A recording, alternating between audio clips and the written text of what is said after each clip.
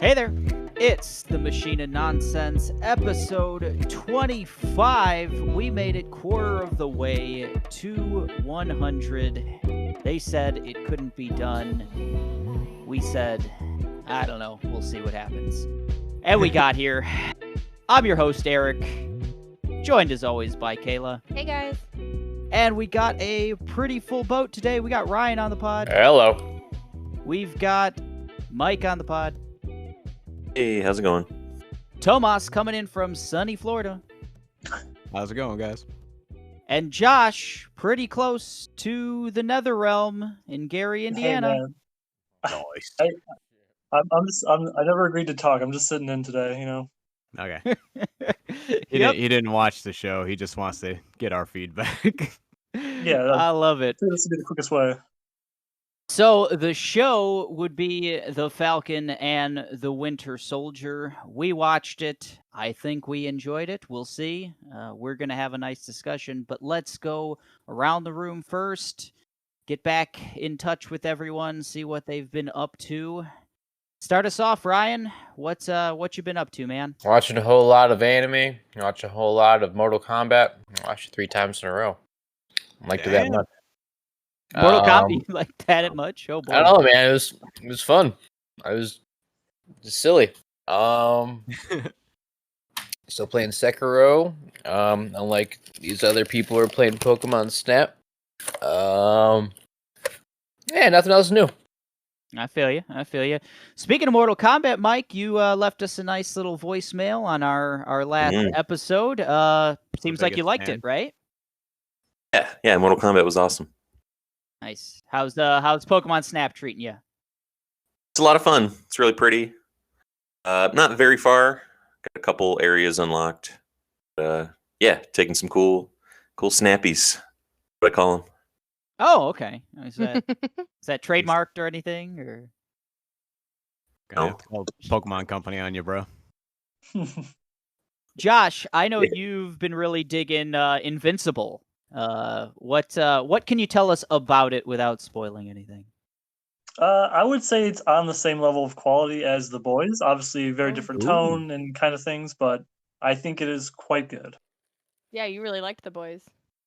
I did. Yeah, so I did want to. I was wondering how close it was, like, to The Boys. Is it pretty, like, violent? Is it adult? It has its violent moments, but it's very much more centered around. It's more of a coming of age story, that kind of thing. Mm-hmm. Okay, cool. Kayla, we went through about 20 hours of Prey. Beat that. What did you think of Prey? I didn't like it as much as I thought I would. It was just diluted, I think. Eric and I have discussed that we think it would have been better as a linear story versus open world, just because there's so much stuff you kind of get, and it's such a big space station that you're on. It's kind of hard to keep track of what you're doing. Yeah, I felt it. I definitely felt the exact same way. How about you, Tomas? What you been up to? You take any snaps? Did you? Oh yeah, baby. Yeah. I'd be snapping on them, bro. Snappies. Snappies. That's right. Sorry. Taking snappies in my spare time. It's like Mike said, it's fun. It's colorful. It's bright. They're Pokemon. I love taking pictures of them, and it's just another one of those games where it's like I can just pick up, play for like 15 minutes, finish a level, put it down. It's so convenient. It works with my schedule so well. Other than that, actually, it was first game to make me put Monster Hunter Rise down as well. So, although I'm itching, but other than that, literally just powered through all of Falcon and the Winter Soldier yesterday because I was off, and I am very excited to talk about this. There's so many things. Yeah. This was a lot of show. So shit, let's get on it, right? We're going to do the Falcon and Winter Soldier spoiler cast.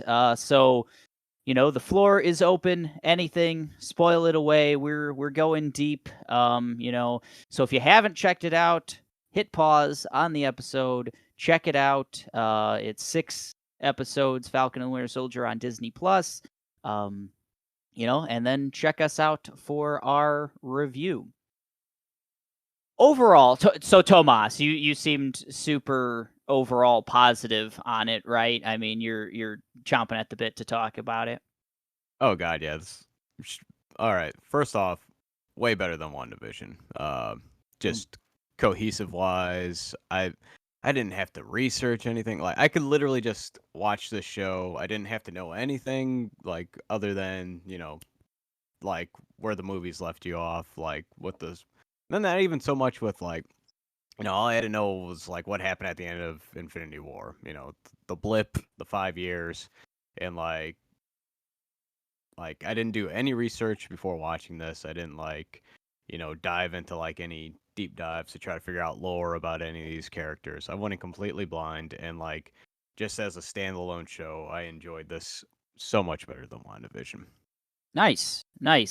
I know going into it, Mike, you were kind of not as interested in this as WandaVision or just as other MCU properties in general. But I know after a couple episodes we had talked and you were on one of the pods and you're like, man, Disney knows what they're doing. Did that same sense continue throughout your whole watch or anything wane there? Yeah, it found a waned for me. It started out more of a Bucky thing, and then it winded up a Sam thing towards the end, and I don't know. It didn't really jive with me towards the end. Gotcha.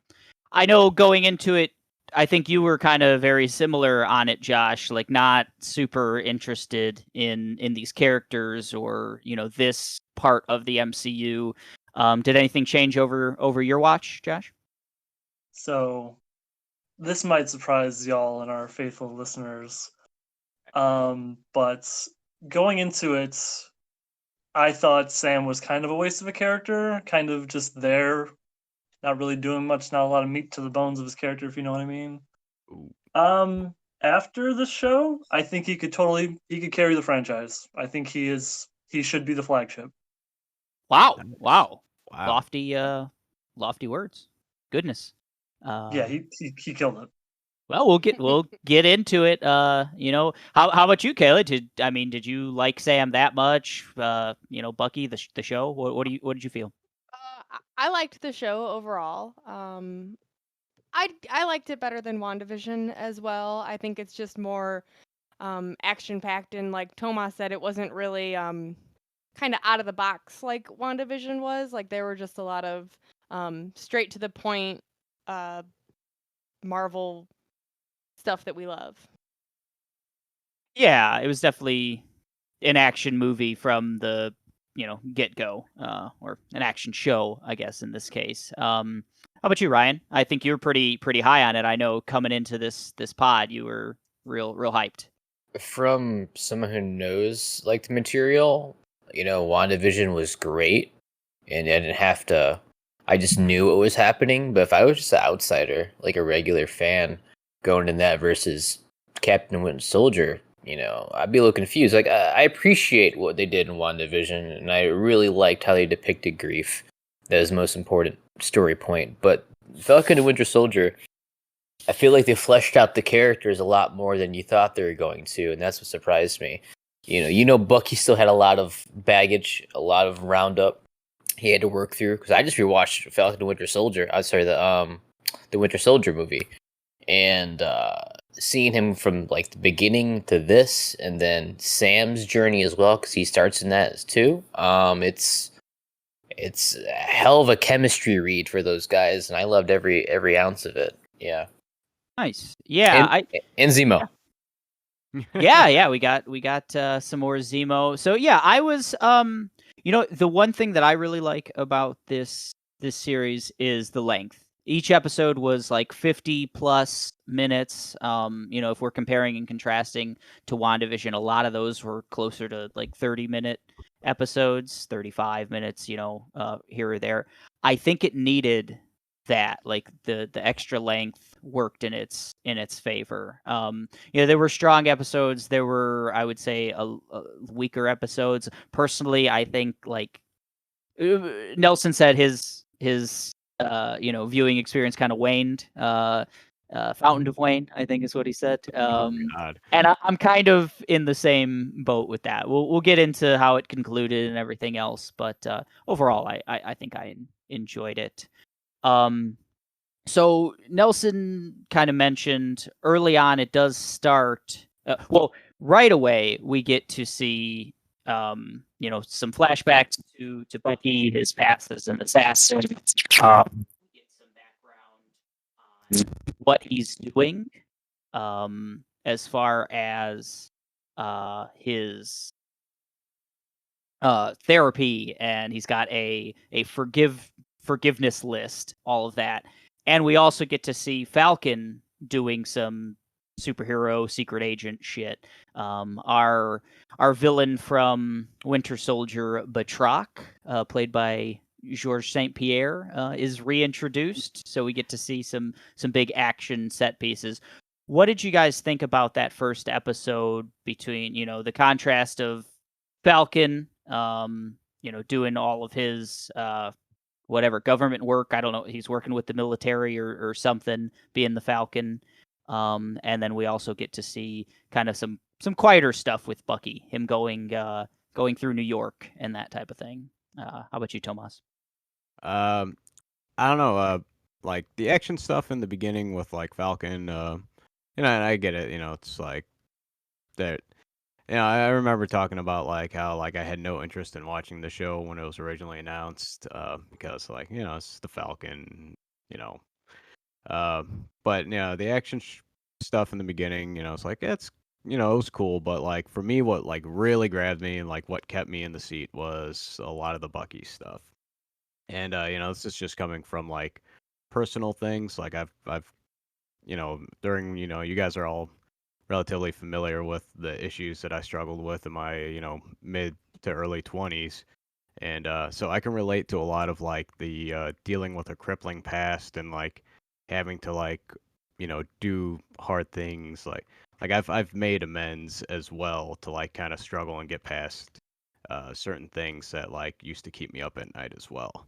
So a lot of his character really touched on a lot of like personal parts for me, and I think they did it really well. I could feel like the grief, I could feel like the anxiety that comes along with it. I think they portrayed it very well. And now, mind you, is like going on, like all these characters are broken in some different kind of ways. They all have their own struggles. Uh, so I think just yeah, but like just keeping me in the seat, like the fact that they're like Bucky's character development was kind of like I'm like, okay, I can stick along for this ride, and that's what really kind of stringed me along. So yeah, Bucky's kind of got two interesting points. I mean, his shady past. He was an assassin. He killed people. He's got a lot of people to ask forgiveness from, but also he's a super fish out of water. He's 100 years old, living in modern day. I think it's New York that he's living in. And that aspect. So I thought that just like putting this dude into a modern situation, dealing with those two things concurrently, pretty cool, pretty nice start to it.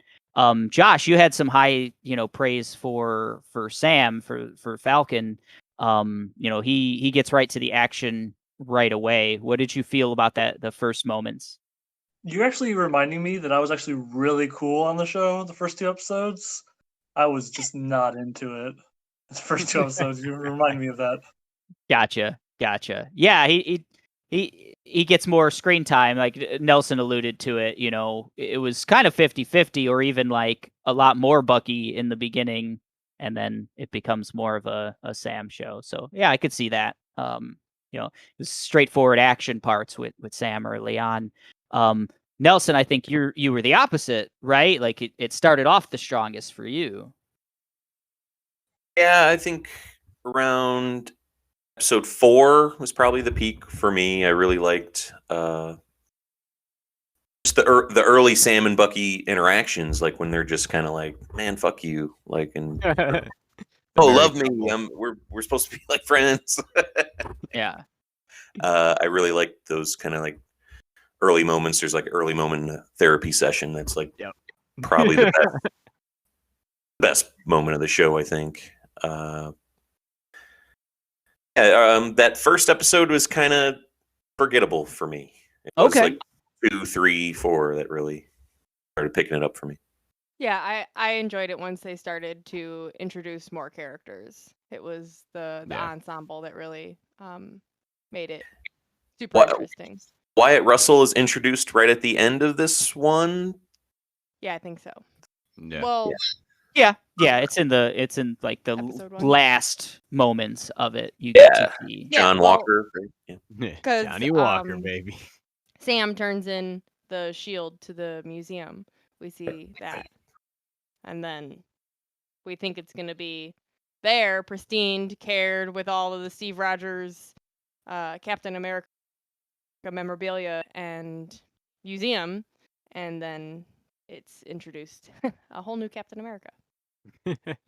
Yeah, certainly really interesting. We get a lot of characters fairly quickly. The end of the first episode, we do see the new Captain America, John Walker, but we're also introduced fairly early on to Bucky's therapist. So Bucky is in therapy, working through things, and I think several people have mentioned that some of those moments are pretty good. I like that we get some moments later on with both of them, Sam and Bucky, in like a therapy session when they're still kind of real contentious. And I wanted more of that, honestly. That was one of the things I wanted more of, them sitting down. I think it would have been fun to just like them go and do their superhero shit, come back, have a therapy session, and something like that. And it kind of seemed like it was trending that early, but it got away from those. But in addition to the we have the therapist. We're introduced to Sam's family, his sister, his niece and nephews, nephews, right? Mhm. And we get to kind of see an interesting thing that, like, I guess he wasn't getting paid, or at least not getting paid well, to do all the avenging stuff and working with the military, because like they have a struggling family business. His sister is trying to keep it afloat. It's kind of an interesting situation.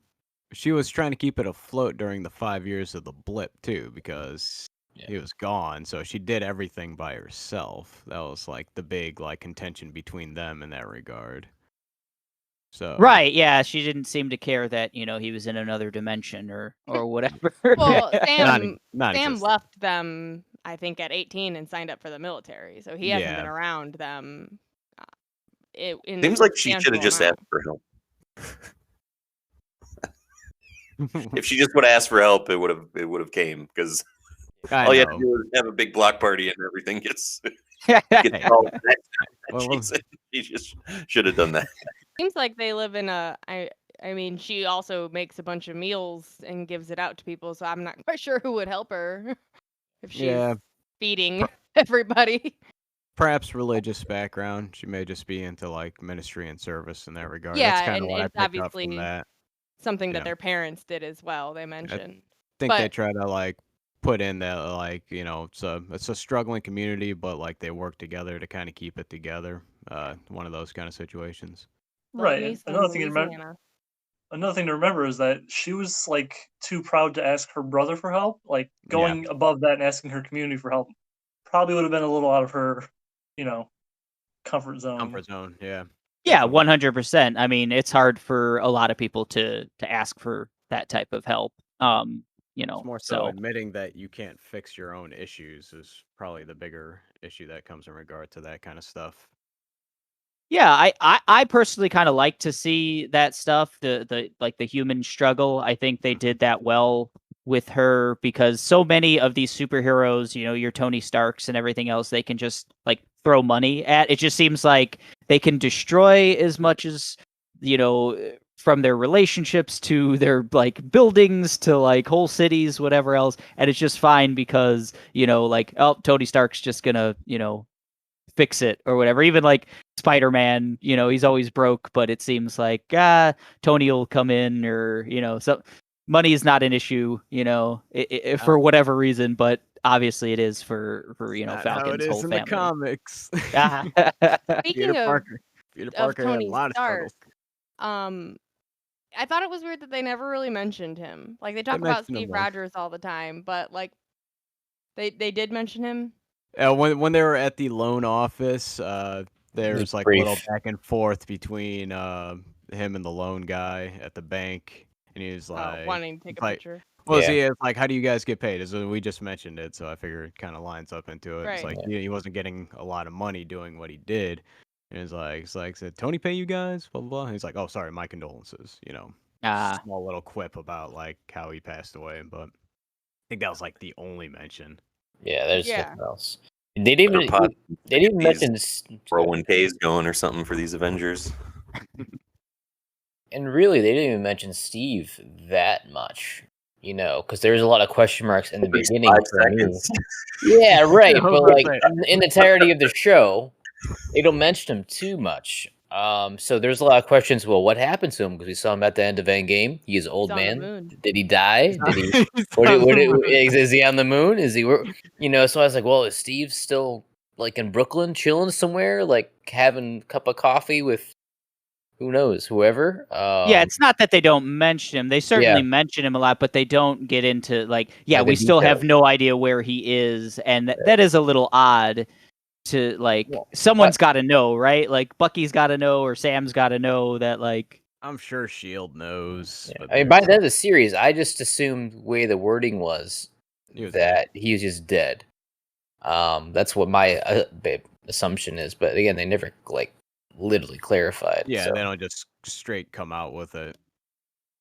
Yeah, I would think if he was, though, that would be a major plot point. We'd have a funeral. We'd have like, Something, it right? would be a big deal if like, and they wouldn't talk about him as if like, In the past. He's gone. he's retired, Yeah. like kind of.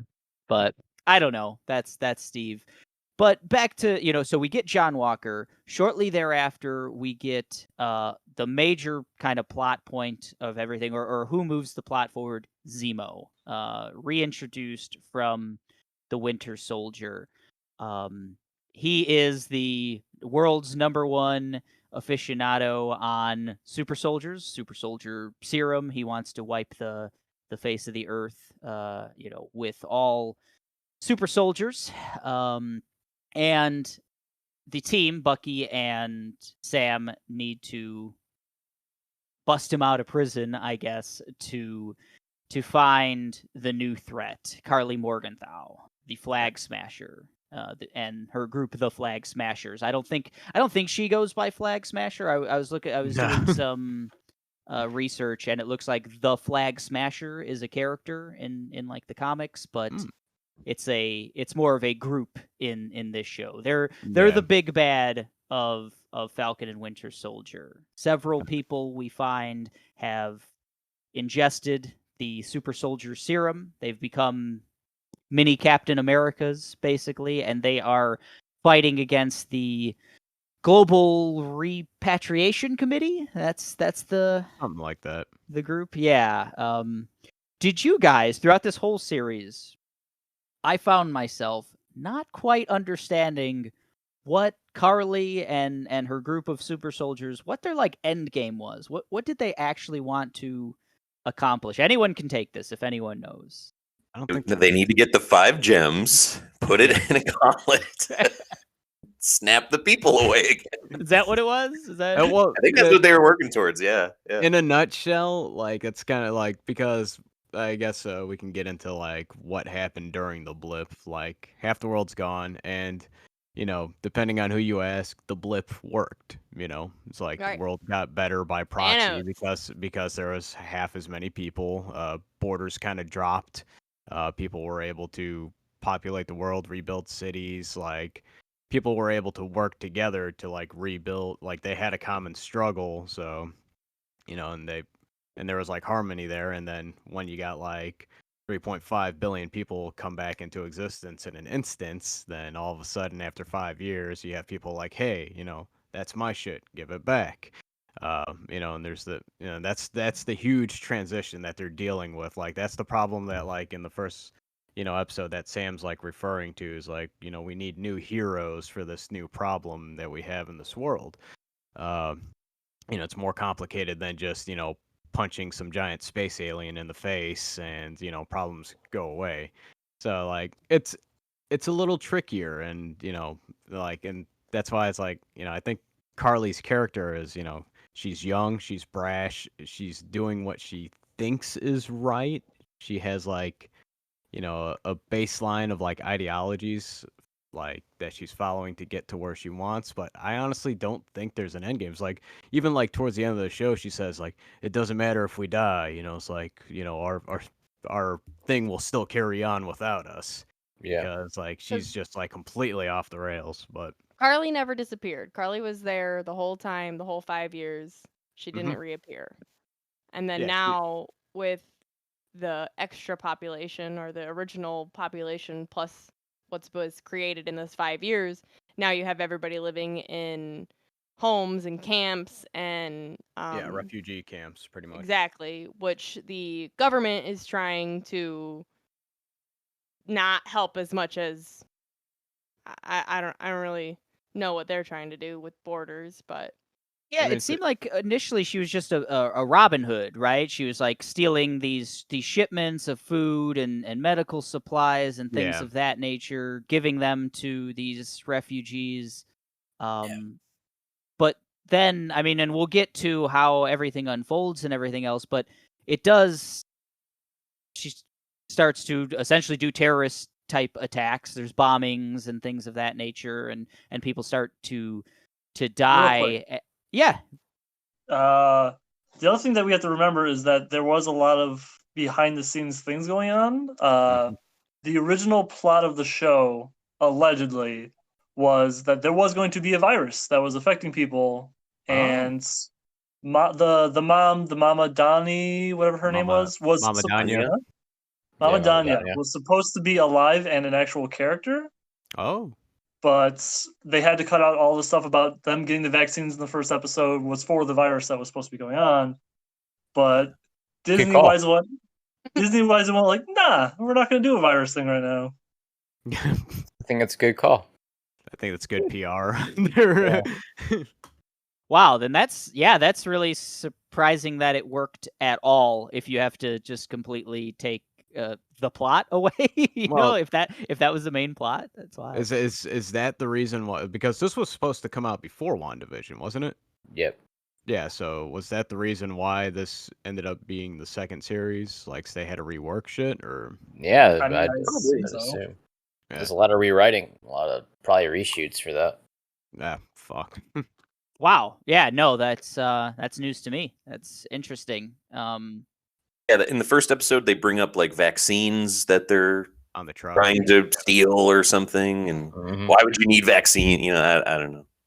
Yeah. Yeah, I it think, was a thing. I think Oh they- yeah. See, I just took that as we have to get medical supplies to Supplies, these. yeah. I mean, if there's a billion immigrants or what people in these camps and stuff like that, they're gonna need vaccines. They're gonna need all kinds. whatever Yeah. flu And that's- vaccines.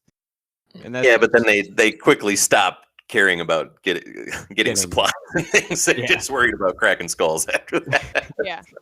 smashing flags, bro.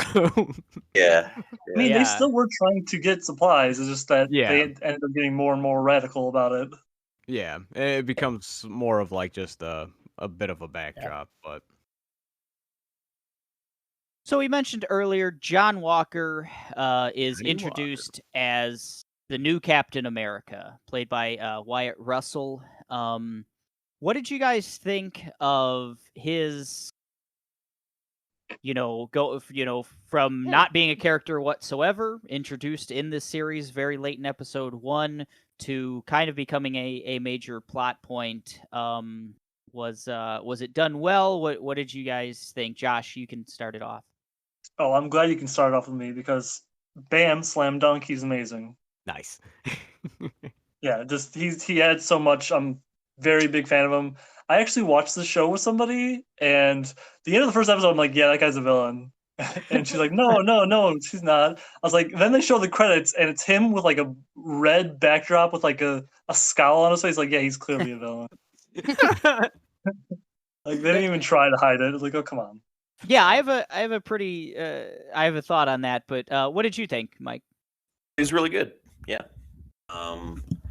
I thought they do a good job of just shows just kind of about expectations, Mm. and dealing with that. And he is the best part of that, I think. Well, maybe not the best part, but he's really good. They later on they seem to not know what to do with him, but in that middle stretch, the good stretch, he's the stuff. He's fireworks. Yeah. Yeah, I enjoy his character a lot. Like, it's hard to say because you like hate him at first. You're like, God, I hate this guy. Get off this guy away. But in a way that is endearing. Like, he does it so well. You don't want to like him, but then you do like him. I enjoyed his character development. I think it definitely had a peak, and then of course fell a little bit. But we'll see what happens with him. I feel like I like had to a, point out yeah. I like to point out Kayla speaks for herself when she says that you end up liking him. Just throwing that out there. right. So I was gonna Like, he's so good. Like, you appreciate it. You don't really like him. Like oh, I want to hang out with that guy, but I think I get what He you're does it saying, well. Caleb. It's like the immediate reaction's like, fuck no, he's not my Captain America. And Right. then it's like, but then you begin to enjoy like the character that he becomes. you would love I- to hate him. Kind of, yeah. Like, he was. I think he was a good proxy for like the weight and burden that comes with being Captain America. You're on a grand stage, the whole entire world's watching, and they point that out very clearly. The whole world is watching you, when you're carrying that mantle.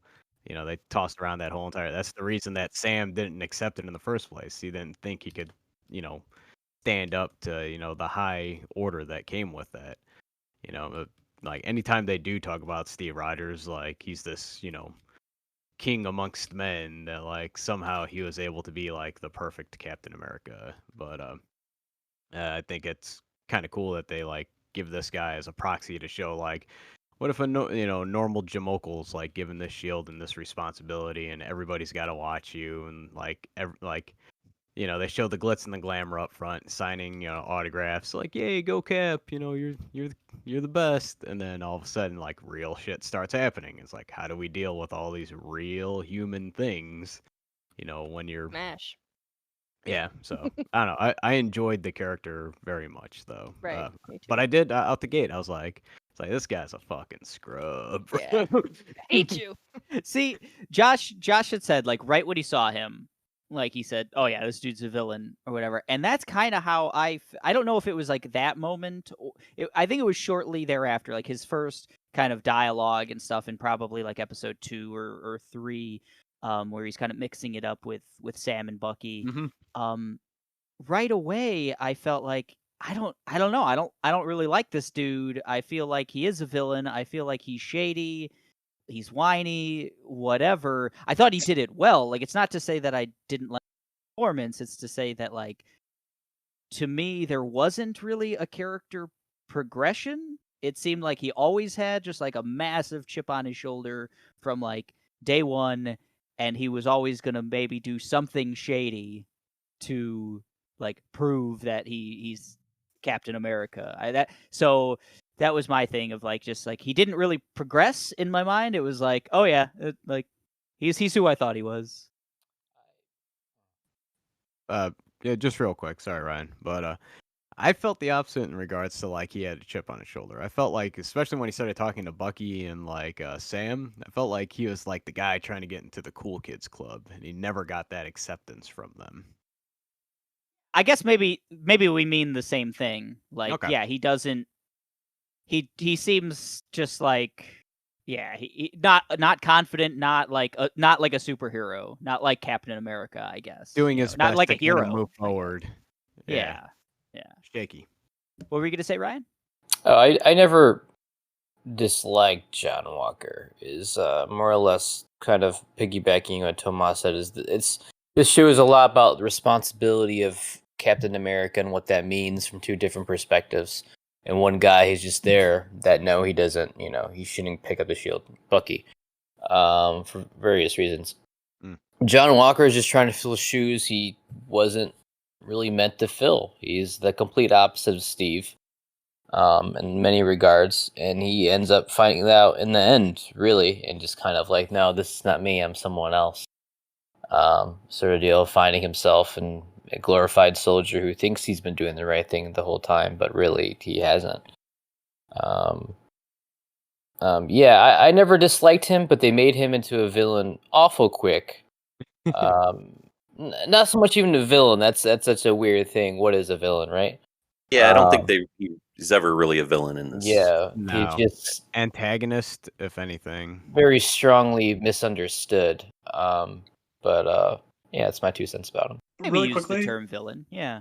Well, what's up, Josh? really, I don't know if he's a villain or not. That's something I'd have to think about more. But I knew he was going to be the antagonist from the second one he was on screen. Like, you Yeah. don't hire Yeah. a guy with that kind of jawline to be a hero.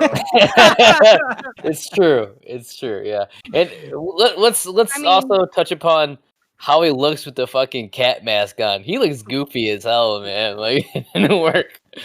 Got Yeah, goofy hair. I think they wanted to play that up. Oh yeah. Like, he almost looks like a little kid trying to dress in like a costume that was 2 sizes too big for him. You think that was purposeful? Like they I think Like- so. Yeah. Oh boy. Disney like straight up knew they were making a meme when they made that. Oh, Like, 100%. He's a big Like- dude too, so it's just kind of maybe they just made it like that on purpose. Who knows? Yeah, like, don't get me wrong. The actor who plays him is a handsome dude. They could have made him look Oh, yeah. real good, but they chose not to. yeah, It's the angle. It's like roughed the my boy upward up. angle that is not good. You know. It's like hadn't But he's shaved on a in like pedestal. It's 10 weeks. purposeful. Yeah. Yeah. Can Can we talk about Battlestar now? We should probably mention Battlestar. I at mean, some we're point. talking. I wanted to move forward to the jaw-dropping scene. Oh, well, let's get to Zemo. Yeah, go ahead. I was just kidding about Let's that. get I don't want to talk about Battlestar at all. We have to talk about Battlestar. But Zemo as comic relief. I feel like Zemo was kind of the comic relief there in a show that's going for a lot of comedy. I mean, there's a lot of back and forth between Sam and Bucky even before Zemo's introduced and hanging out with them. We get a very short scene of them breaking him out of prison. Like it's like a flashback, and it's apparently the easiest possible thing to do to break an Yeah. international terrorist out of prison. I just put him in the raft. Like, why not? Just keep him in the fucking raft. Like, No, he had to be in his native Germany, and they don't have a prison system as strong as us. I guess. Oh, Jesus. yeah. Yeah, We've it's got a lot more social practice. commentary. Yeah, you need to it's throw him more in that social. Magneto prison. X-Men 2. Yeah, it was very poor their security. But what did you guys think of Zemo dancing and whatnot? I thought his It's coat good. was really cool. Oh, his cloak looks so amazing. I love the It's like- homage. I mean, I don't know. I enjoyed his character. He made me feel really fucking uncomfortable though. Like he was like that, like little lingering like uncertainty, like throughout a lot of like the scenes. Like, is he gonna stay? Because it's Zemo, man. It's like he's like back and forth. You scratch my back, I'll scratch yours. But I also got 10 other plans in my back pocket that I'm cooking up. Right. So it's like, Constantly, I I was like, why isn't anybody watching Zemo?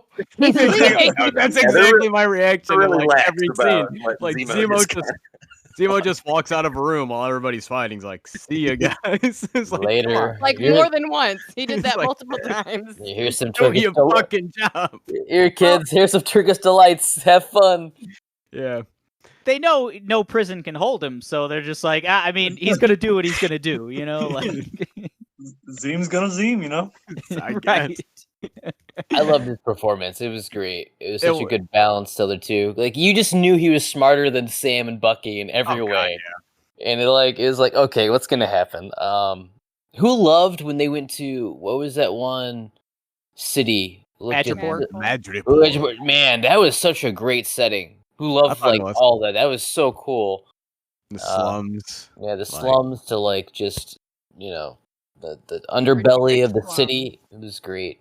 I thought that was very cool. Like this whole like idea of like this is where all like the underground seedy shit like happens. Like Great. I would have liked to seen more of that, but I thought that it was cool that it was introduced.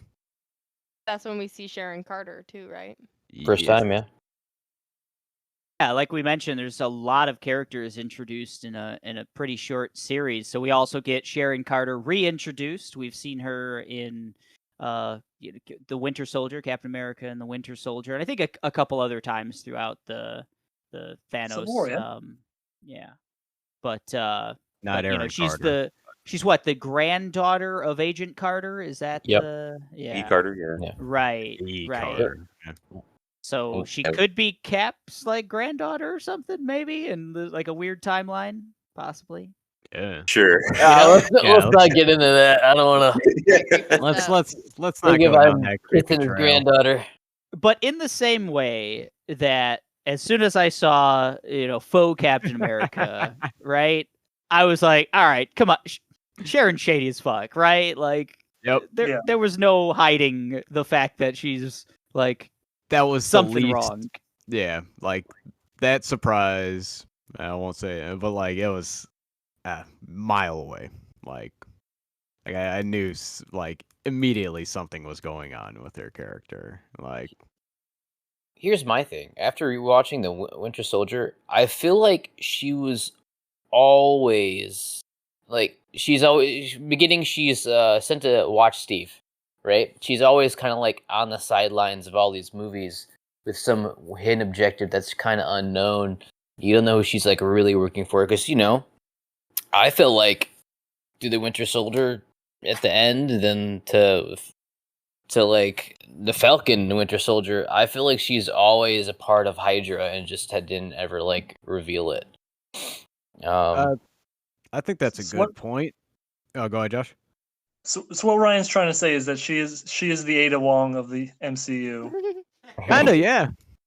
She's got a lot of Ada fucking energy. That's a good pull. I like it. And I'm curious how they're gonna like flesh it out too. Is like because I mean they like at the end of WandaVision they kind of they hinted at the Skrull secret Mhm. invasion that's been Mhm. going on. It's like is she a Mhm. Skrull or is she Mhm. just like X, I Y, or like that Z? theory. So, yeah, but it's like I think it's cool that they keep dropping those little tidbits, like kind of like in that direction. There's like people falling into places of power that shouldn't be there. Well, depending on who you Really, ask. really quickly on the Sharon thing, I really hope she's not a Skrull because while I despise her character and I don't like her, I think that's replacing one of your few like powerful villainous women with an alien would be kind of like ugh. Okay. Yeah. The optics of it just would not be great. No, I want there to be a villainous woman that is just smarter than everybody, and that's how she's getting by, not just because she's a superpowered alien. Oh, I we like. got I like two of them in this show. All We women did. are from Venus, men are from Mars. Josh, like we kind of beat around the bush. She's the power broker. What? We hear No. talked about a Didn't catch lot that. in the Super important, the power broker. I just wanted to make it clear what we were talking about. Yeah. We find Yeah, out yeah. that Sharon Carter runs all of Madripoor, runs, a large scale shady operation of And the Flag Smashers, that's how they got their super serum. Right. Yeah. Madripoor Can we talk about that a little bit? yeah, About definitely. How Old Boy extracted from what's his face? So she gets like whatever blacklisted from America or whatever. For helping Capt. Yeah. Yeah. Yeah. Then she just goes off and becomes most powerful person ever. Yeah, or well, something. That's why I'm saying, like, when Ryan was talking about, like, maybe she was like kind of always underhanded to like begin with, because like you don't just automatically become like this, like people speak of the power broker, they're like, it's like there's power in that. Now, my only other theory is that like Broker in that. perhaps the power broker is more of like a Dread Pirate Roberts kind of like situation where it's like you pass the mantle on to the next person. Yeah. Like Mortal Kombat. Yes. All right. Yes. The Kamidoku.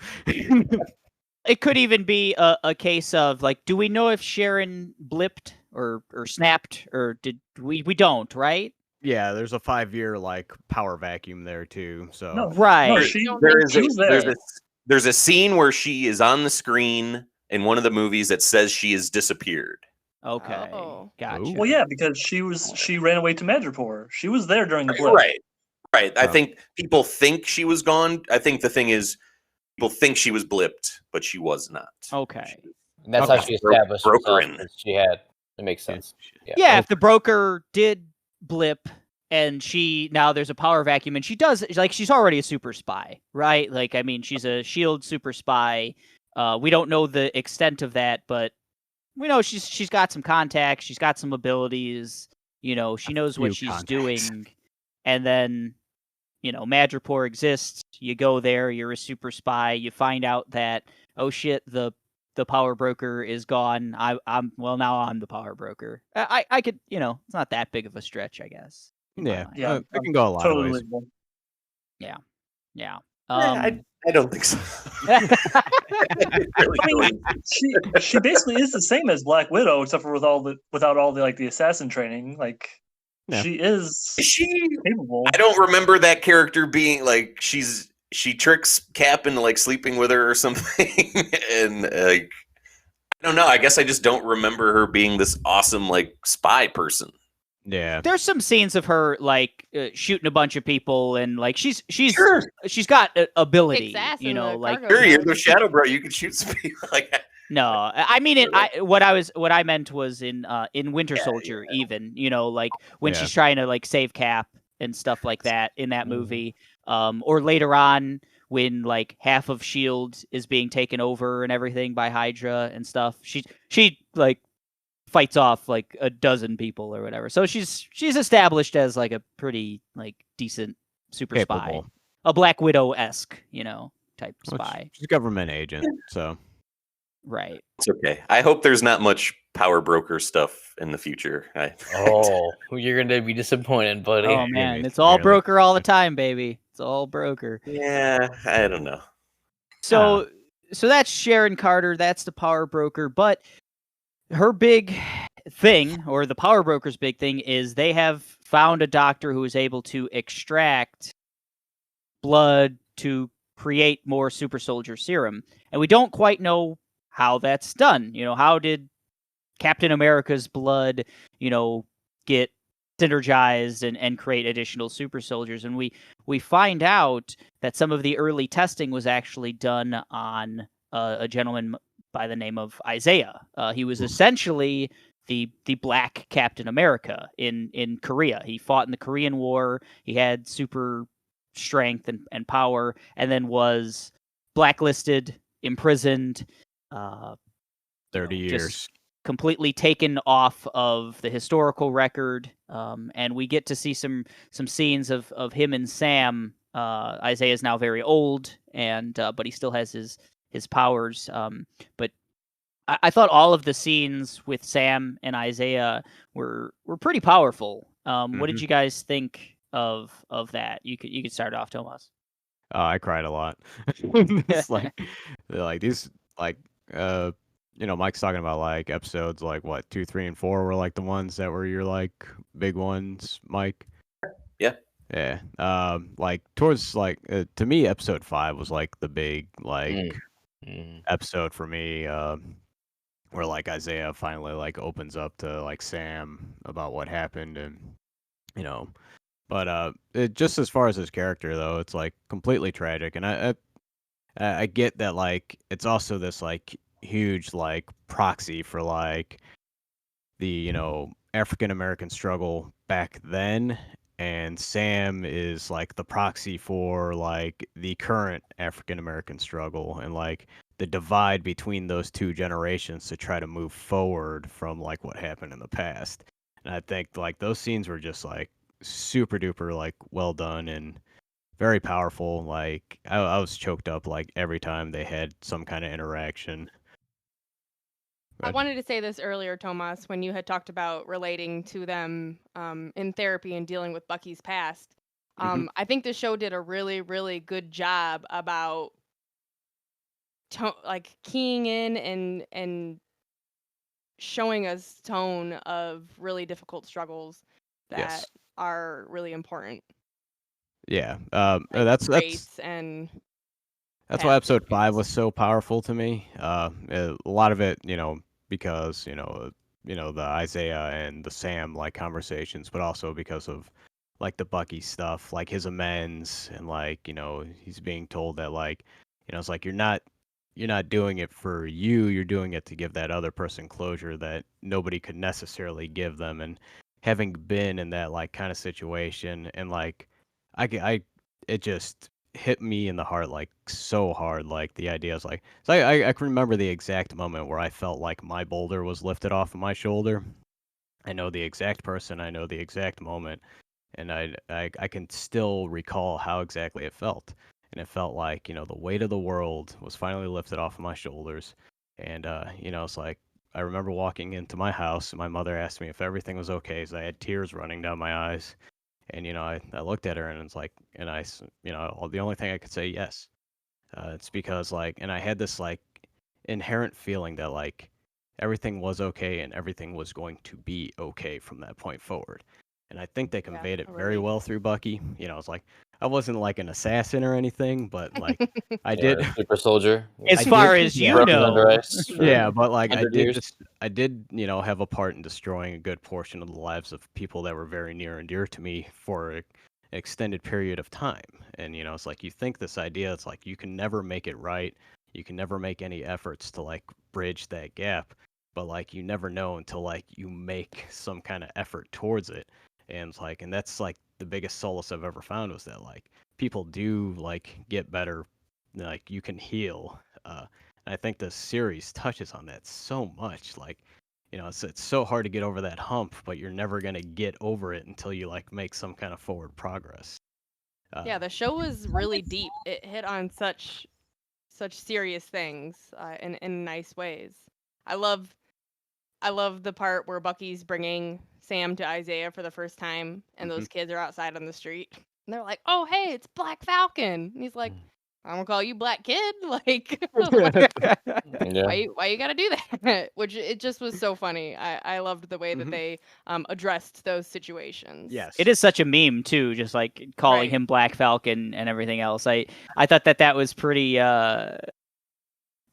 smart of Disney to like react to that a little bit. That was like a thing like way back like in the Adult Swim days too. Like I think it was like on Harvey Birdman or like one of those like weird like cartoons. Vulcan. Yeah, like Super Vulcan is like instead Oh, of yeah, black, yeah. instead of Black Vulcan, it's like I also wanted to elaborate on the fact that it wasn't just Isaiah that they were testing on. Yes. It was multiple people in his unit that died from the experiments that they were doing as well. Yeah, I think he was the only successful test, Right. essentially. Yes. Yeah, there were Yeah. maybe dozens of other. His comrades died. Yeah, Yeah, I mean, it's such a right now what we're dealing with America. I think it's so important on both ends of having the older generation of Black Americans to the newer generations represented by Sam. Is like Tomas is saying. I think they couldn't release it at a better time than now. And having a Black, Captain America and what that represents to that community and what that means moving forward for these movies, and not only just for these movies, but just culturally. Yeah. So I think it weighs on people's minds without really ever realizing it. yeah. I mean, representation in general. We have two situations. We have someone going through therapy, or a representation of someone going through therapy, and we also have obviously a representation of race relations in America, and someone being a black man in a celebrity role in a the Be a biggest a hero. superhero role being Yeah. like what that's like. And You made the comment, was it blonde hair, blue eyes, white skin, something like that. It's like Yeah. that was his biggest thing, because he got locked up for 30 years for being, and he was experimented on like in his whole entire life. His life was literally like taken away from him, and the idea of like his whole idea is like his pride couldn't even accept the fact that like things may have progressed enough to the point where like people would accept a black Captain America, like because he's buried under his like life, like that was robbed from him. It's like, and can you literally like go to a person like that and ask them to like could you accept this possibility given what you've gone through? That's a lot of like dirt to like fucking toss off of a person before you can even, it's like I can't even begin to understand like what that could have felt like. And I get this is a hypothetical character, but it's also a metaphor for 500 years of oppression as well. Exactly. Yeah, and they talk about therapy, and Bucky gives Sam what he needs, and and Sam gives Bucky for what they need. They both give each other tough love. Not to quote the show, but Bucky. What Bucky actually needed was a hot sister. That's all I'm saying. Yes, he did. That's all he ever needed. Yo, Bucky hard winking, bro. The best jawline in the show, just to Absolutely. let you know. Take Yeah, me I- longer, got leave me nothing forever, on that Bucky. Bucky jawline. Series of jawlines, the best of the best. But I would like to see Bucky in the Cap uniform at that angle, though. It might be bad. It might still be bad. It's a bad angle to take of Cap. I don't know. I don't think it's Wyatt's fault, is what I'm saying. So Did you have anything else to say, Ryan? Or Oh, just that they both told each other what they needed to hear, but they need it from someone else other themselves. Bucky's like, Sam was like, "Hey, you're off avenging. You weren't doing therapy. You were, that wasn't therapy. You know what I mean?" And same way that Bucky kind of tells what Captain America means to him, and why Steve would be wrong if he gave the shield to someone else, and they go into that. And no, it's great. I'm glad they figure it out, but they also just don't hand it to them. They make it hard for them, for their personal. I love how like Sam mentions too, is like, can't you just accept the fact that I made a mistake? Exactly. I love it. Given the pressure of the situation, given what was going on, it's like, I think that was huge to his character development. It's like, just to any human, it's like, whether we make the right decision or not, we still have to make a decision in some situations, and you got to deal with the consequences and grow from it. So one of the huge scenes moving forward a little bit here, we brought up that there was a scientist making more super soldier serum, and that they track him down, and Zemo what do I want to say about what he did? He just straight up shot that dude and blew up his thing with everybody inside. But Zemo gonna zoom. yeah, Zemo being Zemo's gonna Zemo pulling zoom. up in a car like, hey, I just went and got a rescue vehicle. That's where I went. But some of the serums have already been stolen by Carly. And then they got to hunt down Carly with these serums. it's all hopped up on serum. All hopped up on serum. Meanwhile, you see John Walker and Battlestar is his name. Battlestar. yeah, oh man, we gotta talk about Galactica. Battlestar. It's a nice, helpful friend. I mean, Captain America has to have his black buddy. It was great. Grounded. I thought he was a good character. It was such I a wanna hear- bizarro reflection of Bucky and Sam. You're like, oh, this is the B team. Okay. Like I giant- want to hear Josh's Battlestar take. What is your Battlestar take, Josh? I'm going to use this. I'm going to cede my time to my thing about Isaiah really quick. Yeah, please Uh, do. Do it. really quickly though, just not that I'm qualified to talk about these subjects, but I wish they Mm. went. Personally, I wanted them to go a little bit harder into the race relations about the show. Mm. But I think it was very smart of Disney to go as far as they did and no further. I personally think it would have been a better show, but I think they did the smart thing. That's all I want to say about that. Well said. Yeah, they did a Mickey Mouse Band-Aid Disney-fied version of it, but it was still nice. Yes. Still progressive. Yeah, I mean, yeah. in a lot of ways, they would totally just kind of doot doot doot around. Long way from Song of the South. From Yeah. Like what you said though, Josh, like they went to a certain level and it could have gotten a little hairy if Mm. they kept going, because I thought some of the dialogue, like I feel like the scenes and like the plot of the show tells enough about like what was done to Isaiah, and just like kind of just how you see, like you don't have to look very deep, or you don't have to be told that like yes, we have an issue with race in America and those type of things. And who would accept a black Captain America? Like we would have problems, you know. It's like it's a thing, unfortunately, in America.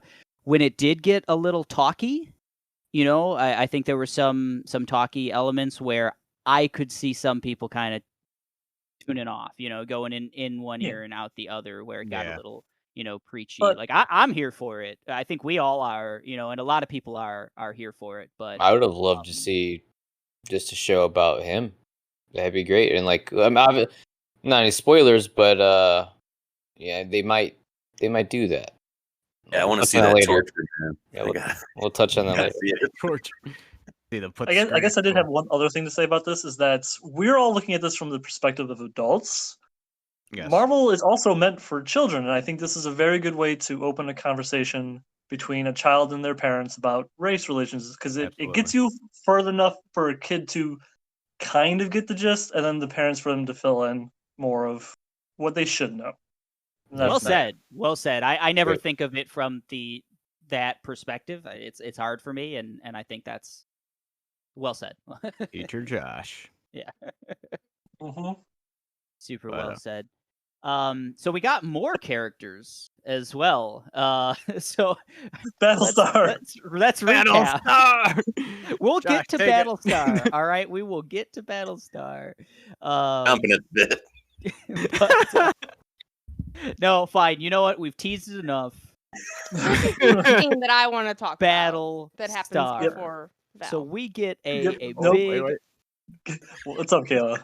What do you want to talk Well, about? I think Eric's going there. Yeah. Oh, okay. okay. Oh yeah, I'm going hard. I'm going Battlestar Galactica, baby. We get a huge scene, like a multi party fight. We've got our Carly and her super soldiers. We've got Captain America, faux Captain America, Battlestar, his sidekick, Bucky, and Sam. We got it all. We're all fighting, and there's some pretty solid like fight choreography. Because most of these characters don't have, like, some of them are super soldiers, but mostly we're just seeing some cool like kung fu kind of stuff. But we get an accidental punch thrown at pretty much the only non-super soldier in the room, Mhm. Right, but Battlestar. Carly decks him right in the chest. He goes Jesus flying. Christ. He breaks a wall with his back, I think, and we lose our Battlestar. That Let the record Enraging show, Captain he broke the America. pillar. Dude, Right, go for right. it, Joe. I want to backstep you a little bit. Do killer it. broke him. Talked about somehow, we won't go into details. John Walker gets himself one of these super soldier vaccines. We didn't even talk about the fact that he wasn't a super soldier, and then he has this conversation with Battlestar about like, well, would you take the serum? Like, and that's an interesting hypothetical for all of us to think about, everybody.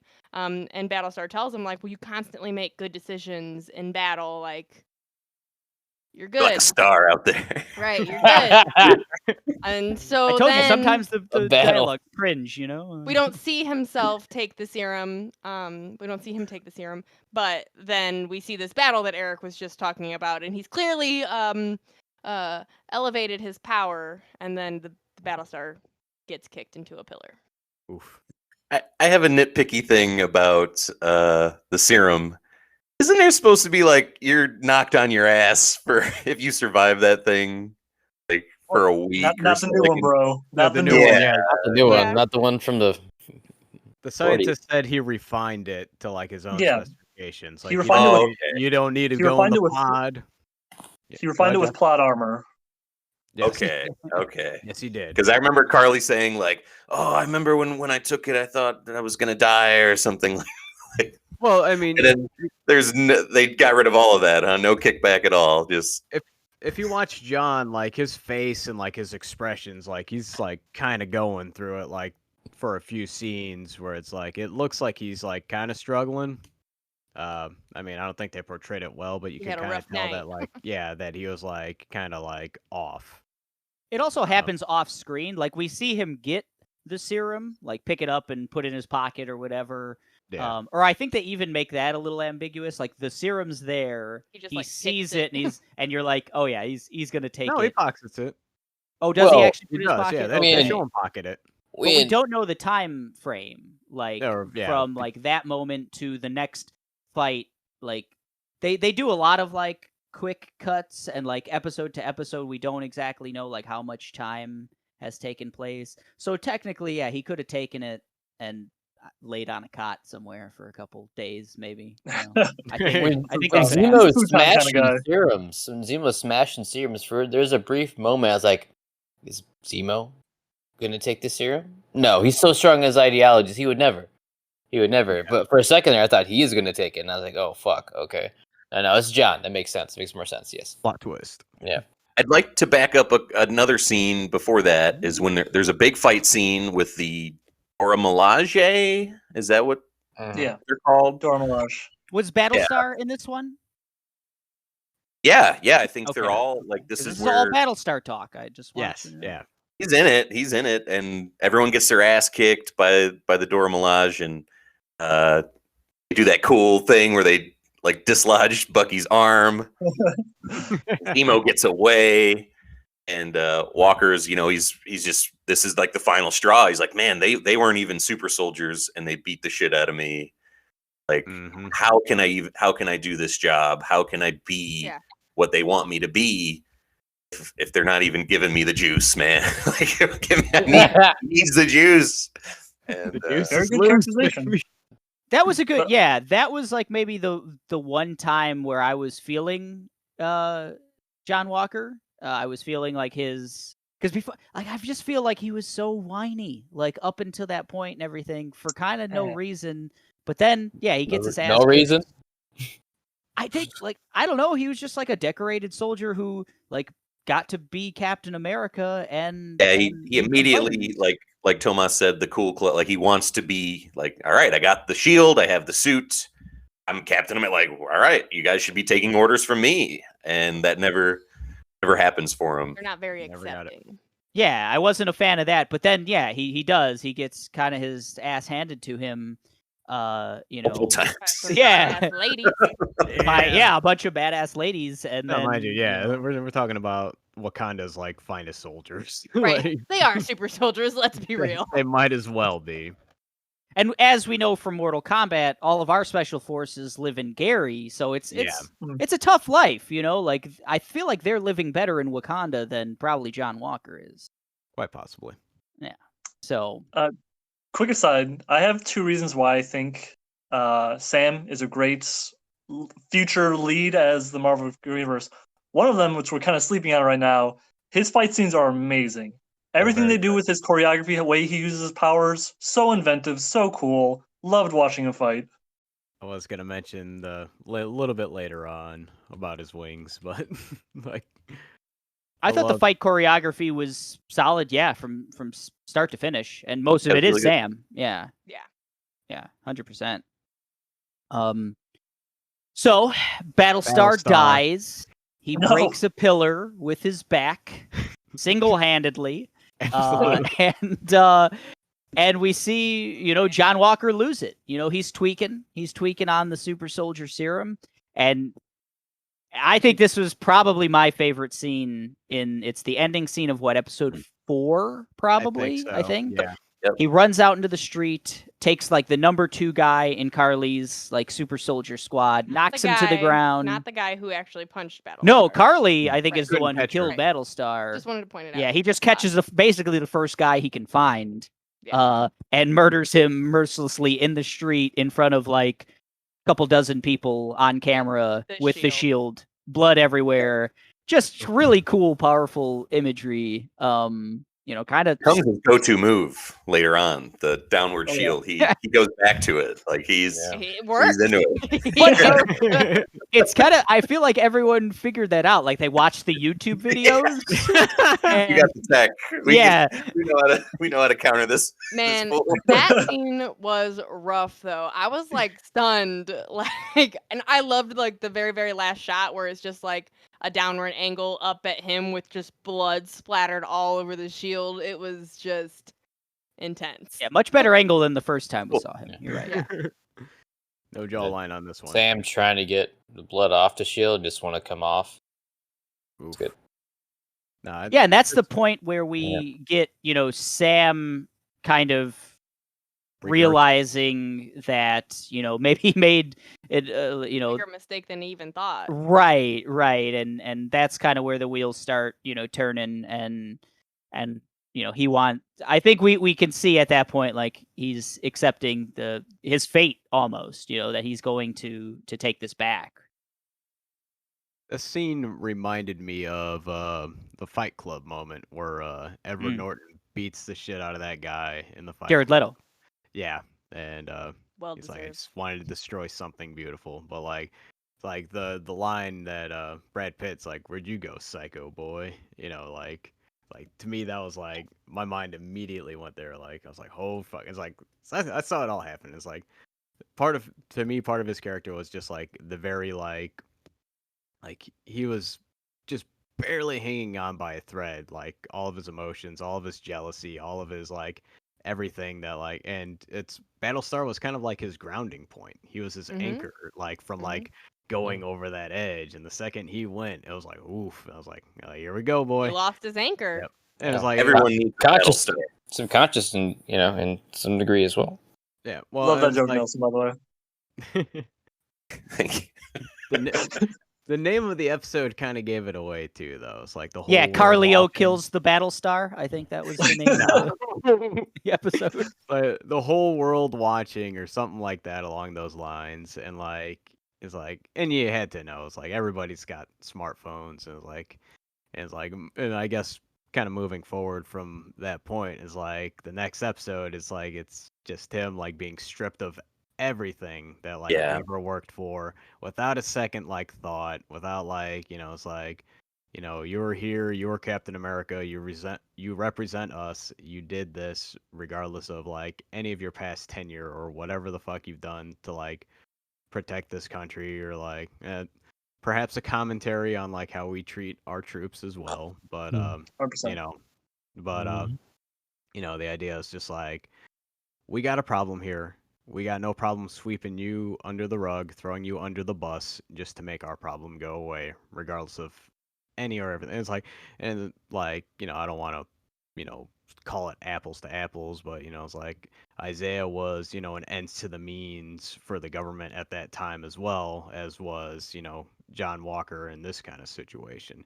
I'm not, say that they're equal, but like it's, just another example of how it still happens today, regardless of like, race or, whatever it may be as well. It's like government not too good to our boys. Kind of felt I Hold on. kind of felt in that scene they were going for a police brutality more like commentary. That's what Okay. I took it of, like, look at this like man in power, the Captain America Could have been. murdering, a somewhat helpless person that was giving up had his hands up and said like, it wasn't even me, man, in front Yeah. of cameras, Right, like in front of camera. in front of cameras. I felt like The whole that world's was, watching. Like- yeah, the whole world's watching. Yeah, judge, jury, and executioner all in one kind of situation. Yeah. Really quick point. I want to very respectfully disagree with Tomas's point No, go that equating John Walker with anything to do with Isaiah, I think would highly dilute like the point of Isaiah's character. That's it. I misspoke in that regard, but I Yeah. respect you pointing that out. But it's honestly not what I was trying to like equate. I was just saying. Tomas out of the chat. Get him. No. Fuck No, it. I think was just trying to say yeah. it's just like people just like being treated improperly. Nowhere near like the exact same kind of regard. Just it's like Right. if there's a problem that can easily be getting away, we will take like fuck this person's well-being. We'll kindly throw said person under the bus to cover our asses. I mean, it's similar to. I think your point is that like the organization, like the people who put him in power and gave him the Yes, shield yes. and his moniker and everything, they're not getting in trouble for They're this, n- for they're this not- murder. They're not and everything. accepting their own responsibility. Yeah. Mm. Yeah. So it's both. Yeah, it's not good to equate like Isaiah No, to him, but And know. like that wasn't my intention. But thank you for pointing that out, Josh. yeah. No, I think Did anyone else find it weird that after like that hearing, he just kind of gets to just walk away? Like, do they know? Is it a secret that he is a super soldier? Did like no one want to drop? Nobody knew. Yeah, Like- did they know? It's obvious. Like Bucky and Sam know. Like Bucky and Sam know. That's why you get Elaine that comes out of nowhere, and she's like, Yeah. "Hey, I know you took the serum, but that's okay. And the shield, it's not really government property. It's a gray line." Yeah, I don't think anyone but her. So we get our next character, Valentina Allegra de Fontaine, played by Julia Louis-Dreyfus. Madam Hydra. Maybe. I've seen Definitely. the things about that, but yeah, you're right, Mike. I mean, he does kind of get off pretty easy, and I think the reason being is they don't think he took the serum, or they don't know, or they're for whatever reason they're blind to that fact, and like Sam and Bucky have not made that known to. the Yeah, rest with of Eric's, they would like, hey, this guy's unheinged and he's gonna be a problem. They should, yeah. I would. I think I would. They definitely It's don't not, touch it's on not a that. good look. I don't know. They probably just looked at him as just a regular, soldier that he got stripped of all his power, and that's it for him. So The Don't know. public. yeah, the public. Yeah, I'm sure that's how it was played out as well. But And if you want to like really get some more commentary on that, that's kind of just like them like, go away. Like we don't care about, like they could have maybe put him in therapy, maybe, or like done something to help him after his military career, let's say, after he just murdered someone, in public. Maybe. I don't know. Go back to your blacksmithing garage. This instant. And until you bring us a new shield, you cannot be back in the club. The fight Still- scene between Falcon and Winter Soldier, Bucky, and John though are really good. Like immediately, yeah. that's how the next Yeah. episode starts. And you I had liked how mentioned, that like, episode opened. Yeah, High yeah, he intense. can't get the blood off Getting in it. because he went and Yeah. it dried because High he was whooping intensity. ass. Super high intensity. That Yeah. CLR for that vibranium. you have. Another solid joke by Nelson. Yeah, But, that one um, was really intense. I liked it a lot. My quick, it wouldn't be a Josh review if I didn't have a nitpick, but at that point of like the last episode, John Walker should be fucking wiping the floor with everybody. There should be no one who could stand up to him. Like I it was agree. really silly that like Carly could stand up to him. There'd be no shot in hell. Why do you say that? I mean, why is he more super soldier than Bucky or Carly or anyone else? Because He has he's the training to go with yeah, the he's- superpower. Well, yeah, so he's does got, Bucky's he's got the decorated- training. Bucky's a fucking assassin. Yeah, Bucky's then 100 years Bucky's old at on that. like He'd the been same trained. level. With a I vibranium don't arm. think, like the soccer mom that's like a part of the Flag Smashers or whatever. Like I think the casting for some of the Yeah, Flag it- Smashers yeah. is really weird, where you're like supposed to believe that these just random people could hold their own with actual Yeah. soul-like people that They know how to know, I fight. agree with the combos. flag smasher part. I think Right. like Yeah, he should have that just makes been sense. throwing those guys around all over the place. He should have plowed through Carly. I Take it think as you like will. it's kind of like I agree. I don't know. It's when you all have super soldier serum, right? Like it's kind of like, all right, let's say I'm a hardcore martial artist, whatever else. Like I'm a George St. tip Pierre. top martial artist. Like even me against three people, three like similarly sized human beings or whatever else. Like Yeah. I'm not gonna just like they can still do, yeah, I'm trained or whatever, but like It's a good it's still gonna point. be a fight, like it's I feel like he's always up against like multiple people. It's not one on one like him and Carly very often. Yeah, Right? dude. That and Him- he's fighting emotionally too. Like Yeah. he is definitely off his rocker at this point. Which is I'm more like, talking about the last episode where they're fighting in the street. Like, well, he starts Uh. chasing her down like during his fight with Carly. Like she's like running like half of it like towards the end. Yeah, it but is then nitpicky.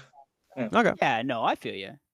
I A feel ton of like nitpicks in this. yeah, He the should have biggest been breaking nitpick pillars with her back. the biggest nitpick I have in turn in that same vein, like fights and stuff like that, is Sam is not a super soldier. So No. when we do see him, like he's almost all of these episodes, he's fighting superhumans, and that's tough. That's a Extremely. problem that Marvel kind of just has in general.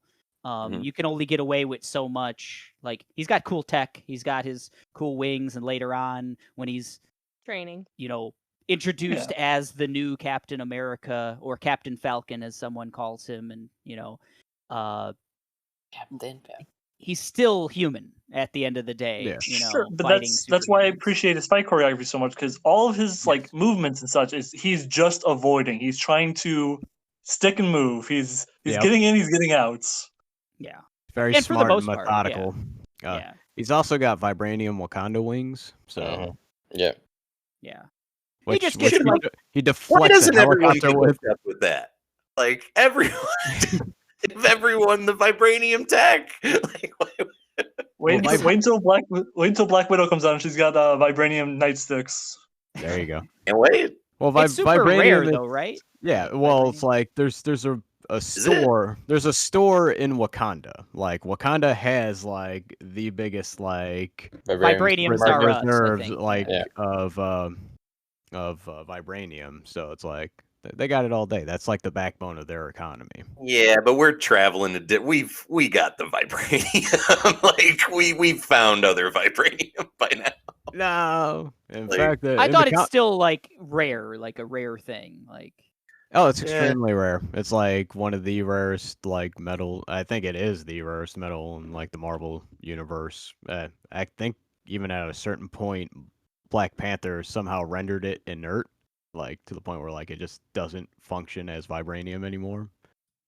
Which Because in the Sure. end of Black Panther, though, that's like their huge scene. They're like opening up to the world to work together to share their little bits of vibranium, but more their technology, I guess. I think they got a lot of that. I think it's like in Donkey Kong Country when you go into that cave and it's just full of bananas. At the end. It's just jam packed with bananas. not when King K. Rool gets up in there though, man. Be jacking them nanas. Oh. I would say vibranium's probably slightly rarer than all of those bananas, let's say. Sorry to go on that. Slightly. tangent No, about- no. It's fun. I like it. I like it. Because we do get a new suit for Captain America. Sam has now taken up that mantle. He now has vibranium wings. He's kind of interesting because he's both. He's like Falcon and Captain America. Given to all him in by one. Bucky, just like a show of belief. Mhm. Yeah. It's nice. Yeah, pretty. What did you guys think of like the costume and I guess his new kind of fighting style, if you will, because he's using both the shield as well as his wings. We do get a training montage of him kind of getting good with the shield, I guess. What did you guys think of his look and like new fighting style. I hate it. Well, I hated his look. I liked his fighting style. He looked so goofy with those goggles on. It was so weird.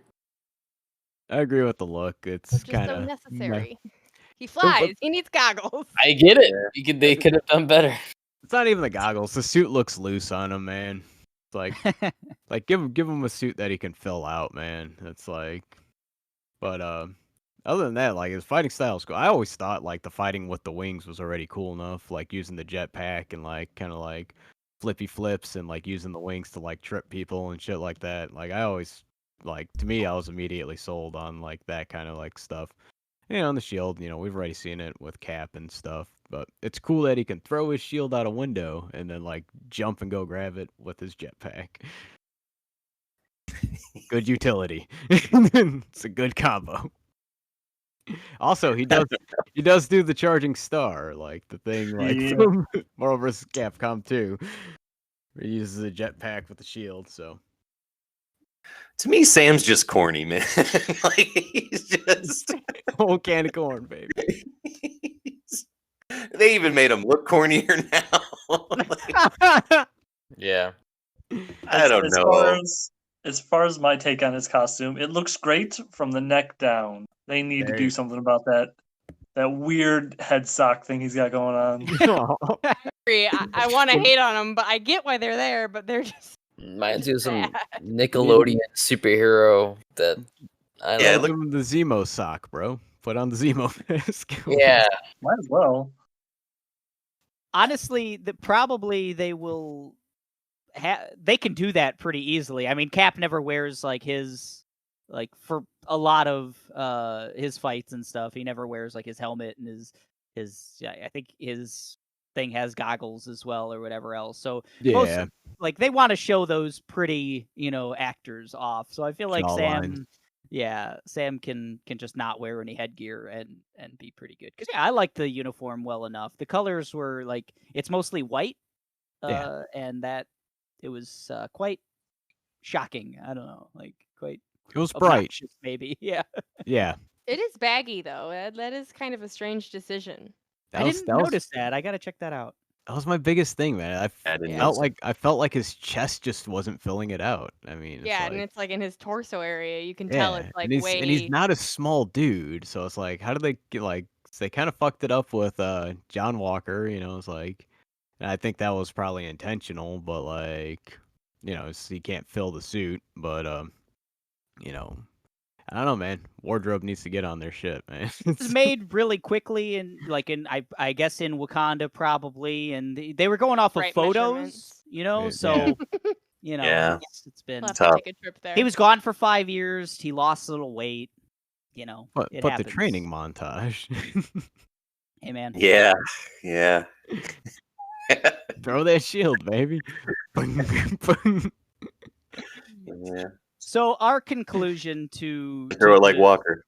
to the series is we get Carly is going to attack the GRC, right? The Global Repatriation Committee meeting. They have some kind of vote. What was this vote on? It was to move people, right? Is Yeah, that- it was to pretty much shove people wherever they could. Pretty much, I think their whole shtick was that, like, they're quote unquote this organization that's supposed to be helping all these refugees around the world. But they've, Carly's big thing was that like they've been sitting on like stockpiles of supplies, like months worth of stuff. They haven't been distributing any of it. That's the main like point that like's trying to be made from like their terrorist organization. And like they're voting on like what to do with all these displaced people. It's like they're like literally like they make this vote and like hundreds of millions, if not like billions of people, whole entire lives are like changed overnight, and that was like the big sticking point of it. So Carly and her super soldiers are going to stop this, intercept this vote before it can happen, capture some people, I think kill others. I think they were, Kill lots. not opposed to just, murder at this point, anything to get it going. So we get a big action set piece. We get Captain America, Sam's Captain America coming out. We get Batroc again, George St. Pierre's character coming back. Yeah, he's back, baby. Yes, baby. We get a car chase, Bucky fighting, Sam fighting, Batroc. We get a lot of stuff. Sharon Carter, kind of everything's coming to a head. John Walker and Carly, and we kind of finish up with the big reveal, and we've already spoiled it and everything else, that Sharon Carter kind of orchestrated everything. She was the power broker. She was helping Carly and her group to get the super soldier serum, and now she's going to she needs to cover everything up, tie up all the loose ends, and there's a shootout, and Carly's dead, Batroc is dead, Sharon's left with, I guess, a very superficial wound that didn't seem superficial at the time. Yeah. Stomach wound, bro. It could take you days to die from that. I'm gonna be okay. That was Sharon. Yeah, the last episode is a mess to me. It's just like, they're trying to wrap up like 10 different like plot like ends. Sure. Yeah, they are. That's They're fine. trying. They're trying real It was hard. fine. Yeah, like I don't feel it was done as hastily or as bad as WandaVision was. One thing that I didn't understand, and maybe you guys maybe this is just poor editing or something that just got messed up I'll go with that. the script rewrites and stuff, but near the end, we have the last few super soldiers. They're captured, and they're going to be put on some kind of prison vehicle and probably going off to the raft or something else. Put them in the raft. And there's like a little interesting reveal where one of the soldiers or the police or whatever that is like assigned to them does Hell their Hydra. little he doesn't do Hell Hydra, but yeah, he does their little flag Might as well be smasher, Hail Like- Hydra. like- Same fucking one- thing. Yeah. Fuck you, one Veronica world, one Echo. people, something Yeah. like that, Yeah. right? And I'm like, oh shit, okay, so they're gonna get away and everything else. And then boom, the whole truck explodes, and we see that Zemo's butler like apparently put some C4 on. Were it. you guys able to immediately remember who the fuck that Yes. was? I did. I remembered him. But yeah, you watched it in one fucking go. I mean, Okay, like, okay. we I did reviewed not. that guy, like, Eric 2 did months like, ago. is that his butler? And I'm like, who the fuck? Who is that? Why did he do that? Who is? And it took him like, oh, that's just the old man that we saw for 5 minutes, like One scene, 4 yeah. episodes ago. It was a very Great. weird like Silly. turn of events. I feel like if you're I gonna like do it. that, like I liked Zemo getting the last laugh, like, and it ties up a loose end of I Yeah. don't want these like you said, the like homemaker lady, I don't want her to be a big plot point or whatever of super soldier. He's a soccer mom, Eric. Soccer mom, sorry. You're right. And so yeah, soccer mom lady and all of them are dead, so that wraps up that. I like, Zemo gets the last laugh because we show him in prison and like he knows what's happened and everything. But come on, we're supposed to. Zemo is this such a master, like tactician that he Absolutely knew that He they were is, going though. to be put Yeah. away in this certain police whatever vehicle.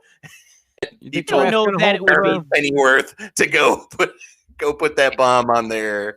It's just another like leap of shit that these shows and these movies just. I'm struggling to Okay. to fucking just care about all this shit. I don't think it's That's where- that crazy Where to they think lost like Mike.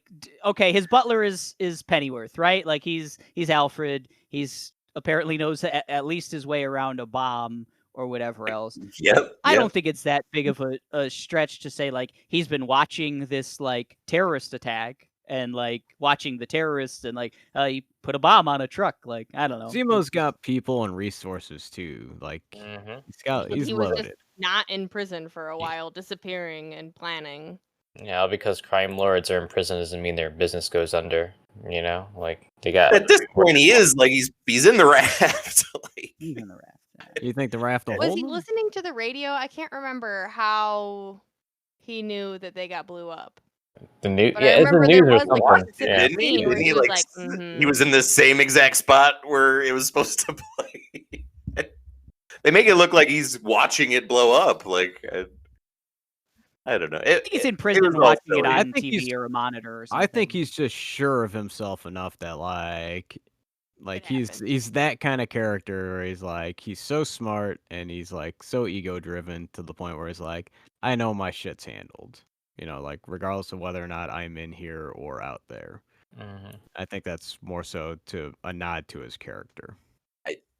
And he should have been the shadow broker or the power broker or whatever. Like Shadow No, boss. he is the shadow broker, Nelson. Plot twist. You Completely know, different entity than the power broker. you know who I thought the power broker was? Jerry from Seinfeld. After all the showing Elaine, it's like, oh, gotta bring some more Seinfeld God. characters in this. yeah, a character I guess we were supposed to be introduced to a year ago. No, Yeah, Uh, it's kind of They interesting. get flipped in here now, Yeah, which I Well, guess I- works. Just who can we get in a power suit and put him in there? Let's move this thing along. Another powerful person introduced that we need to care about. It didn't work. I don't. None of that stuff. I cared about. So you're not really interested in going forward with like John Walker, because that's what Julia Louis-Dreyfus's character Valentina, right? Valentina Allegra de Fontaine. Yeah. Call her That's that's The what V. she's here for, right? She's gonna take him into her wing of the government gonna or whatever. Create she's the doing. Thunderbolts or something. A I band know. of misfit. It's Marvel's Suicide Squad. Squad. Like Kinda. it's just. Okay. Mm-hmm. Okay. Who gives a fuck about that? Like I don't know. Like, You have Suicide Squad. Hopefully, a good one. I mean, Oh. I think the Suicide Squad makes way more sense in that universe than in this one, where we're going to space, we're doing all these things, like the big three. What is it? Wizards or androids or aliens. Or Aliens. whatever. I enjoyed But that little nod to like We're gonna realizing care how about these ridiculous boots on the that was. ground Thunderbolt crew that she's gonna assemble at some point. Like, Yeah, but that's the thing that I actually do care about. Like, I don't give two shits about Captain Marvel. Yeah. Like, Fuck Carol I don't Danvers. care. oh well, then we're opposites then, because I want to see more Daredevils. I want to see more Zemos. I want to see more Sam Wilsons. Like, that's what I want. I think we touched on this in the Wanda one too. Just what's significant and what's insignificant in this world is just it's all over the place. The stuff on Earth now just seems like so minuscule in the grand scheme. I don't know. It can't, and it really just Well- depends on what direction they go. We talked about like the bubble when we talked about like WandaVision, and like they built up to this huge crescendo over like X amount of years with Infinity War, and like we're just kind of in the process of like where what's gonna be the next like build up? What's gonna be like? Are these shows gonna be a huge like backdrop to like how the story is told like in this next like phase of Marvel? Is it going to be more important than the actual movies that come out? Is it going to be more of like a facilitate like character development and growth so that like when you watch the movie you can just get the fuck in there and eat it with a spoon? And so it's like, and they're dropping as like my biggest complaint is like they're dropping like all kinds of like shit like left and right. It's like you had the scrolls, you got the power broker like in the back scenes. It's like who's gonna Why do we care about the power broker? Someone Well- tell me why the power broker is important. I don't know. It's a You got scroll. the fucking Scarlet Witch. Like, why the fuck is she important? It's like because at the end of WandaVision, she's like dealing with all kinds of like dark arts and all kinds of bullshit. It's like you're talking about like is she like in comparison to like her and like what's going on here. It's like you're talking like the character of Wanda, Maximoff is like you're talking about like an entire universal threat of a person. Like it's like fucking, apples to oranges as to opposed to like somebody infiltrating the government. But even though, like the fucking secret invasion was like very much a thing in Marvel too, with the Skrulls coming in and like taking over positions of power and stuff. And that's the only reason I mentioned They're the power good broker. guys now. Well, it's like Until they're not. until they're not. The bad Until they're ones. not. Yeah. So it's like I'm just curious. Like, so I'm still like confused as to like what the fuck direction the Marvel Cinematic Universe is really trying to go at the moment. It's like, I know exactly where they're going. well, all right. Well, What do you think, Ryan? Inform us, please. I mean, it's a kind of written in stone later. If you look at their what is their pipeline? Well, things kind of got moved around now, so kind of makes less sense. Secret Invasion. I mean, Secret Invasion, and after that, they're gonna probably do the Doctor Doom will probably be the main baddie. I almost guarantee it.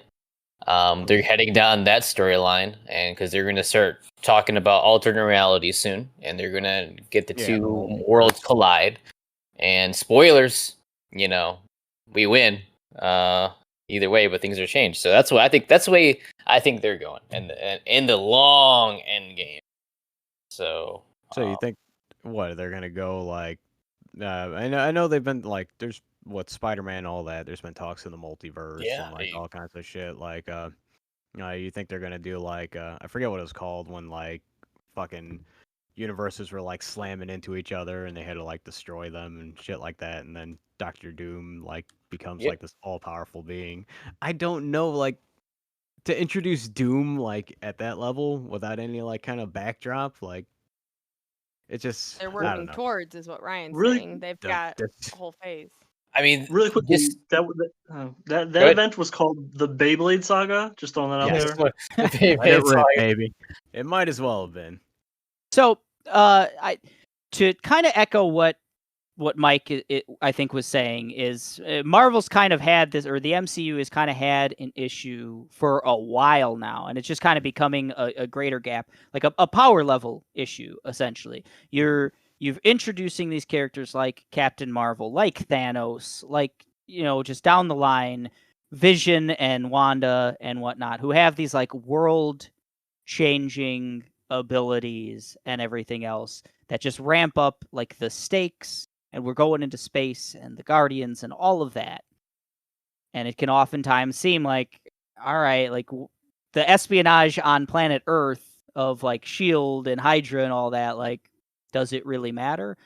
I feel like they have an opportunity now. I don't know if they're going to take it or whatnot, but if they are going to go hard into this multiverse and all of that, I mean, that's what the Doctor Strange 2 is called, right? The Multiverse of Madness or whatever. And I think they've hinted a lot at Spider-Man 3 being some crossovers, some multiverse stuff. They have a chance to maybe make it make sense for the first time, like split up people in a very purposeful and like in your face kind of way. Like before, in a lot of these movies and shows and stuff, you're like, okay, well, where is insert other superhero? Why are they not helping with Spider-Man shit in New York or whatever? Why aren't they helping Iron Man deal with the Mandarin or whatever else? We've got all these superheroes and I feel like they've done a poor job of saying like, this guy's here, she's here, they're here, and that's why they can't help. Now they maybe have a chance to do that and make it important. Like Earth has its thing going on with U.S. Agent and Sam and Bucky and whatnot. They're the Earth people. And then we have our space people, or our people going into other universes even, like Doctor Strange or Wanda or whatever. And there's an actual like real separation of that. Would that make it any more compelling in any way, shape, or form? Sure. Yeah, I mean, it'd be great. I think it's a big setup, like you said. It's just they're setting up plenty of multiverse things in the MCU, and I see no reason why they couldn't do what you're proposing they can do. I have a feeling like if you're familiar with the Marvel like comics and all that, they're very synonymous with like retconning or like just rewriting continuity, uh, like just from different points, like restarting. Because they do get the points where like everything's just so convoluted and like let's just hit the reset button and start fresh. Um, like I'm afraid that like they might back themselves into that like kind of wall with like the movies or like because there's a lot of shit that happens in the Marvel like universe. Like it doesn't matter like it's like they have a multiverse. Technically the MCU is part of this multiverse as well as like the comics, that's its own universe, and like there's multiple universes in that regard as well. So these are all part of said multiverse. Uh, I don't know, man. It's like it's kind of like all over the place at the moment right now. Like you got people that can like shatter planets, and then you got like this idea of like okay, well, it's like I can understand like the importance of Captain America because like even though he's like only human, he was only a super soldier. He was always this rallying point when it came to the Avengers. It's like it didn't matter like whether or not he was gonna like punch Thanos' head off. What mattered was that like Captain America didn't stop fighting. It's like he never gave up. He was like, all right, we need to regroup. We need to get the band back together. We can fix this. That was like the importance of his character. Um, but as far as like, it's like Eric, you mentioned the idea that like, it's like why aren't any of these people ever seen like when these cataclysmic events are happening? Like where the fuck was Spider-Man when like New York was going down, or like where were the X-Men? Mind you, they don't exist in the continuity at the moment, but that's a point that they mention like also in the Where was comics. Battlestar? Where was Battlestar? That's a point that they mentioned in the comics though too. Like this idea is like because like I always harken back to the X-Men, which aren't in the continuity at the moment. But like the idea is like, the X-Men were always like this, proxy for like, race relations and like, the just, it's like they're treated as second class citizens. The world hates them. They have all entire like government programs that are like being set up behind the scenes to eradicate their species, or not even their species. They're humans, but they're treated differently just because they have, the X gene. Um, it's like, and then they even bring it up at points. It's like I forget who it was talking to Captain America. It was like, but they're like, where the fuck were you when we were struggling? It's like all these ideas, like and the X-Men deal with a lot of their own shit in outer space too, and like they come in and they help out with stuff, but like it's like they don't always like cross over, like even when like shit's happening like in the same world or in the same universe. So I it's mean, like Captain Marvel gets asked that question, and she says like, there are other problems in the multiverse. Like you're not the only one having problems. And I yeah, can but kind of Carol just wrap Danvers my head around sucks. that. Damn hot take, Thomas. Like I mean, I hate the character of Carol Danvers. She's like the To bring worst. this back around real quick, even if you take just us as a cross section of Marvel fans, I really appreciate the Sam Bucky Daredevil level. So even if I'm the only person here who likes that, that's still a sixth of us, and that's still a market that's accessible. I mean that. Very true. And you can still tell a compelling story with those characters as well. and they did. So Yeah, one of my favorite movies is Captain America and the Winter Soldier. Like, and that's just basically a spy type movie. Yeah, there's some superhero powers and stuff, but it's not a Thanos story, And like I've heard other podcasts, like comic ones, and they'll like do countdowns of like their favorite like Marvel Cinematic movies, and like a lot of people put that one like top 3. it's so good. Yeah, It's so good. People love that one, yeah. But my point is, those things can coexist without any necessary to do. It can just be. Josh, do you work for Marvel? Yeah. Yeah, but Are you the Marvel power broker? lastly, touching Shadow on Broker. Whatever. Marvel's outline, I know where they're going with it. They're going to try to tell the Secret Wars comic book story, and I think what's going to happen, it's going to shock a lot of people, is they're going to do They get the Treasure opportunity Hunt. to like literally do a hard reset. That means these group of Marvel people are no longer ever coming back ever again, and you're getting a whole new people with X-Men and all their franchises they haven't touched on before. I think it's exactly where we're gonna go with it. It's not a bad idea. So, I'm we'll see. surprised they'd go that I far think- back. I think I'd be into that from a like personal standpoint, but I just think like Disney can't do that from a practical standpoint. That's just impossible. There's contracts. There are big names like Chris Evans is going to continually get pulled in to play Captain America in stuff, and like just and any of these other like Tom Holland and all these other people. So I find it very hard to believe that they'll ever really do a hard reset until something like really falls off, until like the A key character MCU dies. something. I mean, like Key actor. Like we just had the Infinity War. Yeah. like It- we I'm saying, have it's no like, more Captain well, you America, already got no Just the, more had Iron Chadwick Man. Boseman. Chadwick Boseman just passed away, so it's like, That's not you know, gonna it's happen. like Like you're not these gonna get people more aren't going to be him. around forever, and it depends on how long their end game is, like on this thing. Like how long do they want? Oh, Well, it's like, Well, it's you know, about 3 hours, isn't it? oh, yeah, well, Jesus. Also, it's no you Schneider shut- cut. You shut your goddamn mouth, Zendaya will be around forever. I think. I mean, I don't She's think old, so she's got a long time. Disney Marvel would have the like whatever you want to call it, like to get rid of. Yeah, Zendaya. Zendaya is a like marketable star, you know, and so is Tom Holland. And I don't know. I've got super belief in them moving forward, because even if you look back and you're like, oh, I remember watching Iron Man, like the problems that we nitpick at are few and far between, in my opinion. Just the way that they set up this from Iron Man to Endgame and Infinity War, it was very impressive the way that it did all connect. As long as they got Kevin Feige, I think they'll be all right. Just to bring it home, I do have one last thing I want to say about Captain Falcon, Winter Soldier, or whatever. Captain Falcon. The second reason I believe that Sam is good going forward and that he is so needed is that I think he is actually needed in the Marvel Cinematic Universe, both in universe and outside the universe. Because one, all of the best scenes in Marvel movies are the human things, like Mhm. people dealing with their problems on a human level, and having Sam be the leader who has the therapy, the ability to talk to people, I think will hugely benefit basically every movie he's in.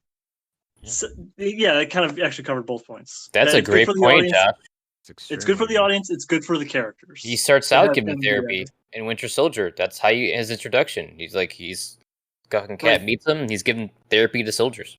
Great. I He think would that, be great to talk to Tom Holland. Like Tom Holland needs to talk to this guy. Like yeah, I think that leads into one of the points. Him out of my Spidey. Get him.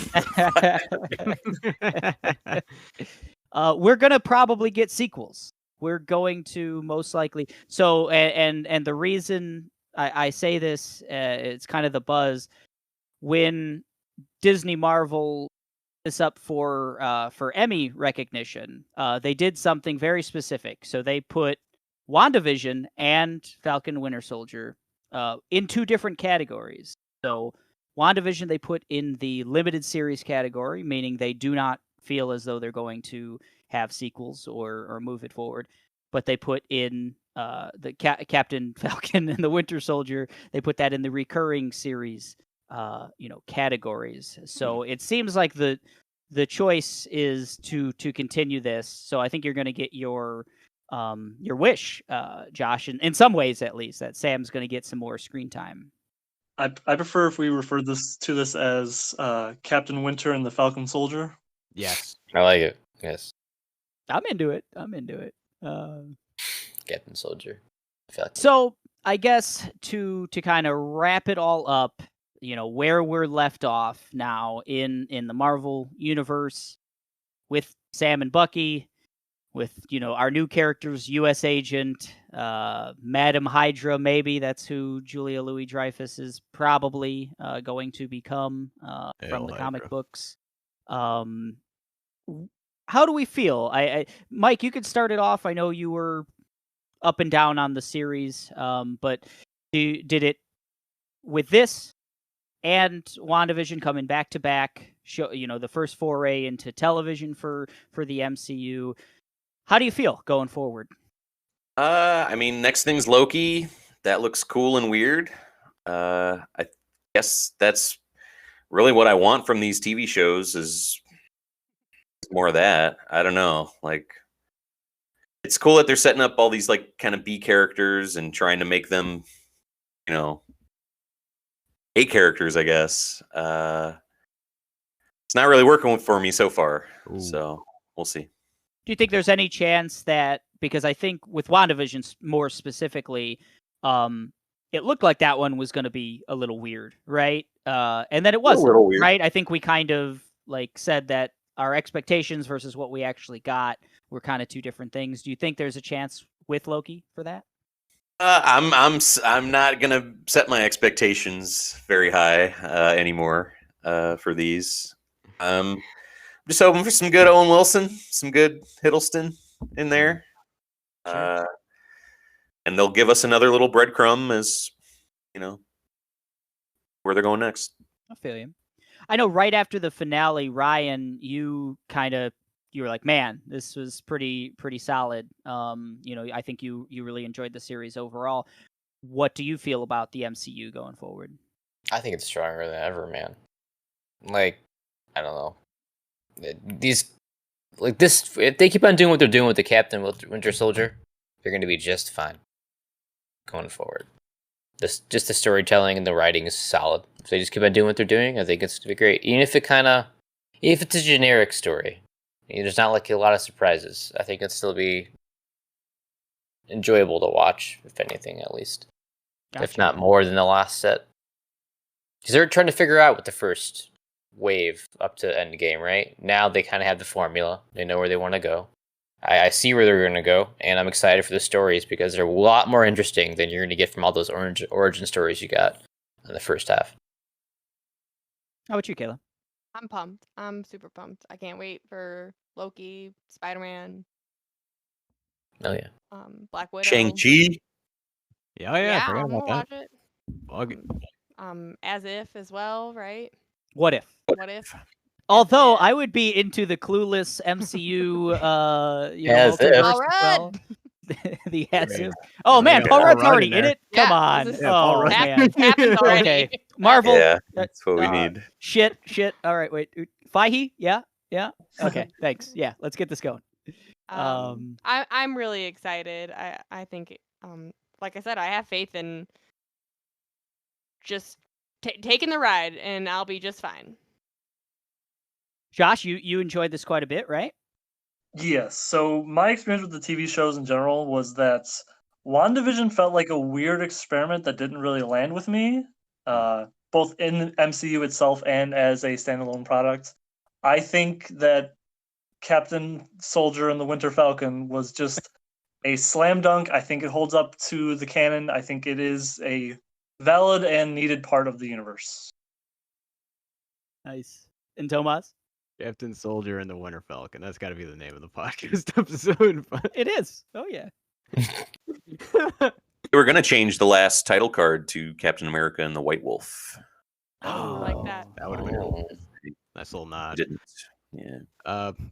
Overall experience, I really enjoyed this show. Like everything about it, the human element, how it tied into the Marvel Cinematic Universe, and just as a standalone product too. Like I asked my girlfriend if she wanted to watch it last night because I really enjoyed it and I was still like super duper pumped. And she was like, "Yeah, I'll check out the first episode." And she's like, "Okay." It's like I want to watch the rest of this. She doesn't, like I stated in the WandaVision, she doesn't know anything about the Marvel Cinematic Universe, but she's already enjoying the characters for the development that's like even just in this like beginning little part. And Kayla kind of mentioned, it's like, just like going in without any like expectations, just kind of like going in and accepting it as like just new media. I did that with this one, WandaVision. I feel like I did a little too much deep diving, a little too much research, kind of got my expectations a little too high. And I had like this one, it's like Nothing. I literally waited until yesterday to watch it for this podcast.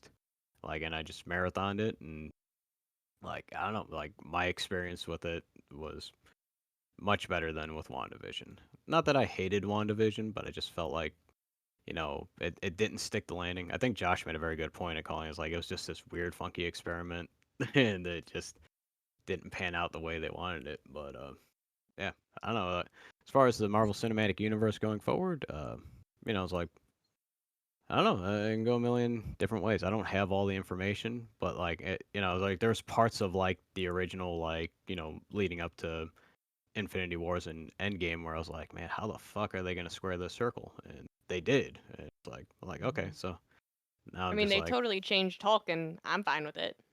yeah. Well, it's to me, it's just I'm not. to me, I Yeah, just New Hulk's worse. I'm along for the ride. At this point, it's the more that I fight it, and the more that I try to guess or try to figure out what the fuck's going on, the more I disappoint myself. So now it's just I'm gonna be a spectator, and I think I'll enjoy the experience more that way.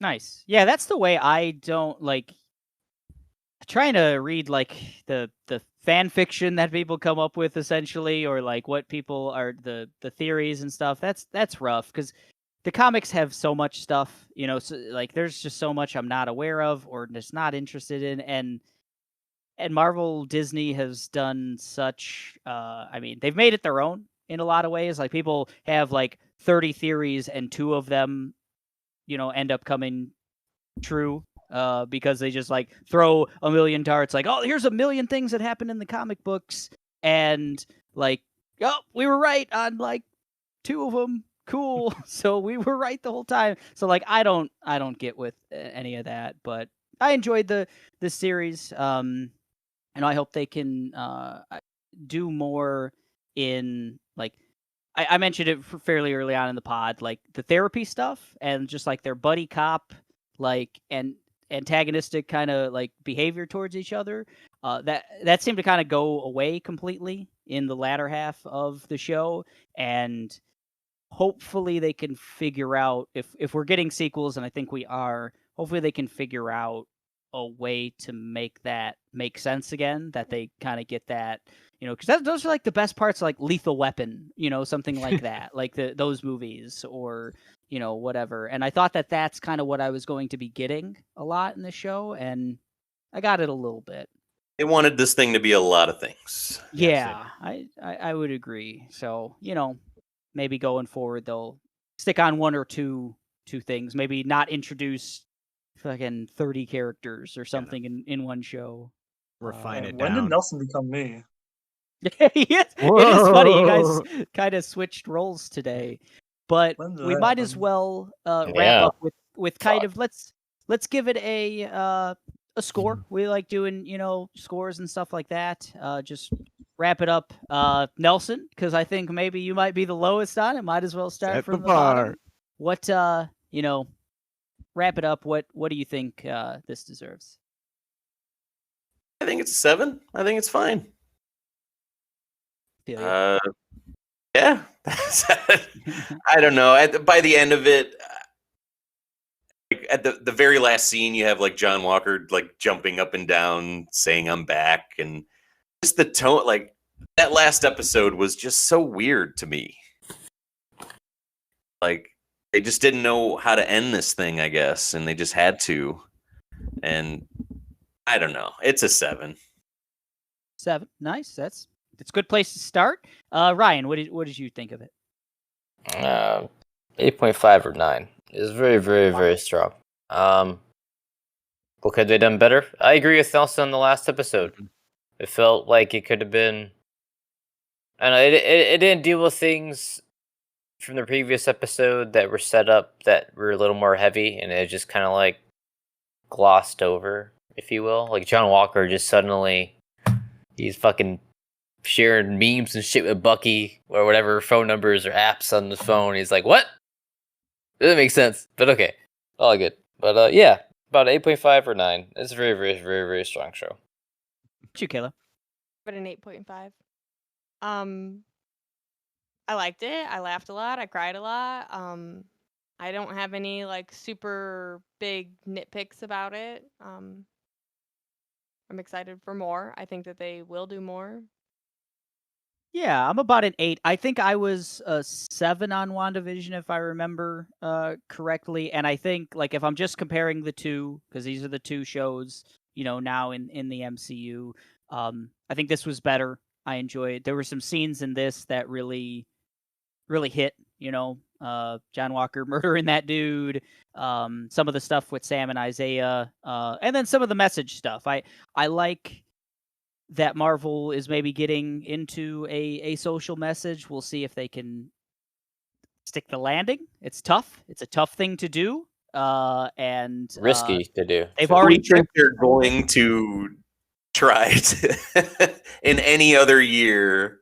Are they going to try to continue that message? Do we have confidence that Disney's going to try to shed more light on these things? I think our society, like, I think it's a reflection of like popular society right now. These are the conversations like we're having in politics and everything on the news, whatever.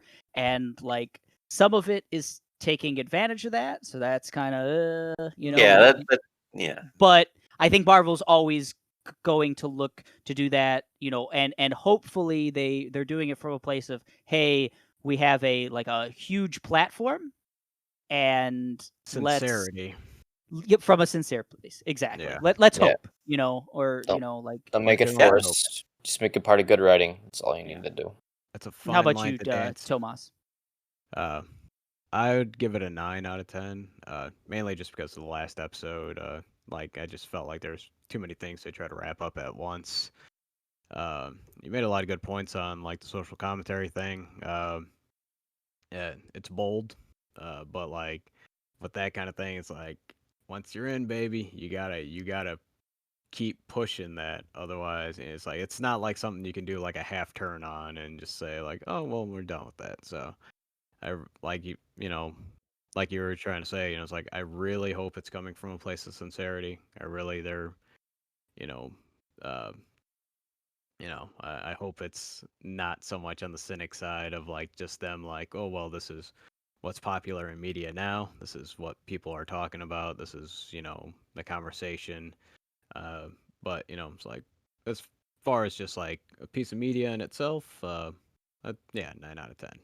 I very enjoyed it, and I enjoyed WandaVision too. But like I really like maybe there was just some parts that were very personal to me while watching this. Like Bucky's my boy. Like I really. Hey man, that matters. It should Yeah. be, personal. And so. I felt that like they did a very good job on that, having experienced something similar myself.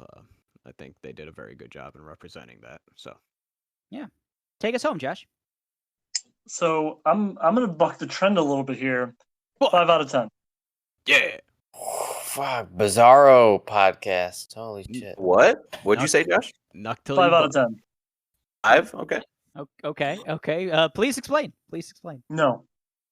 No, okay. Well, I love it. Because, I love it.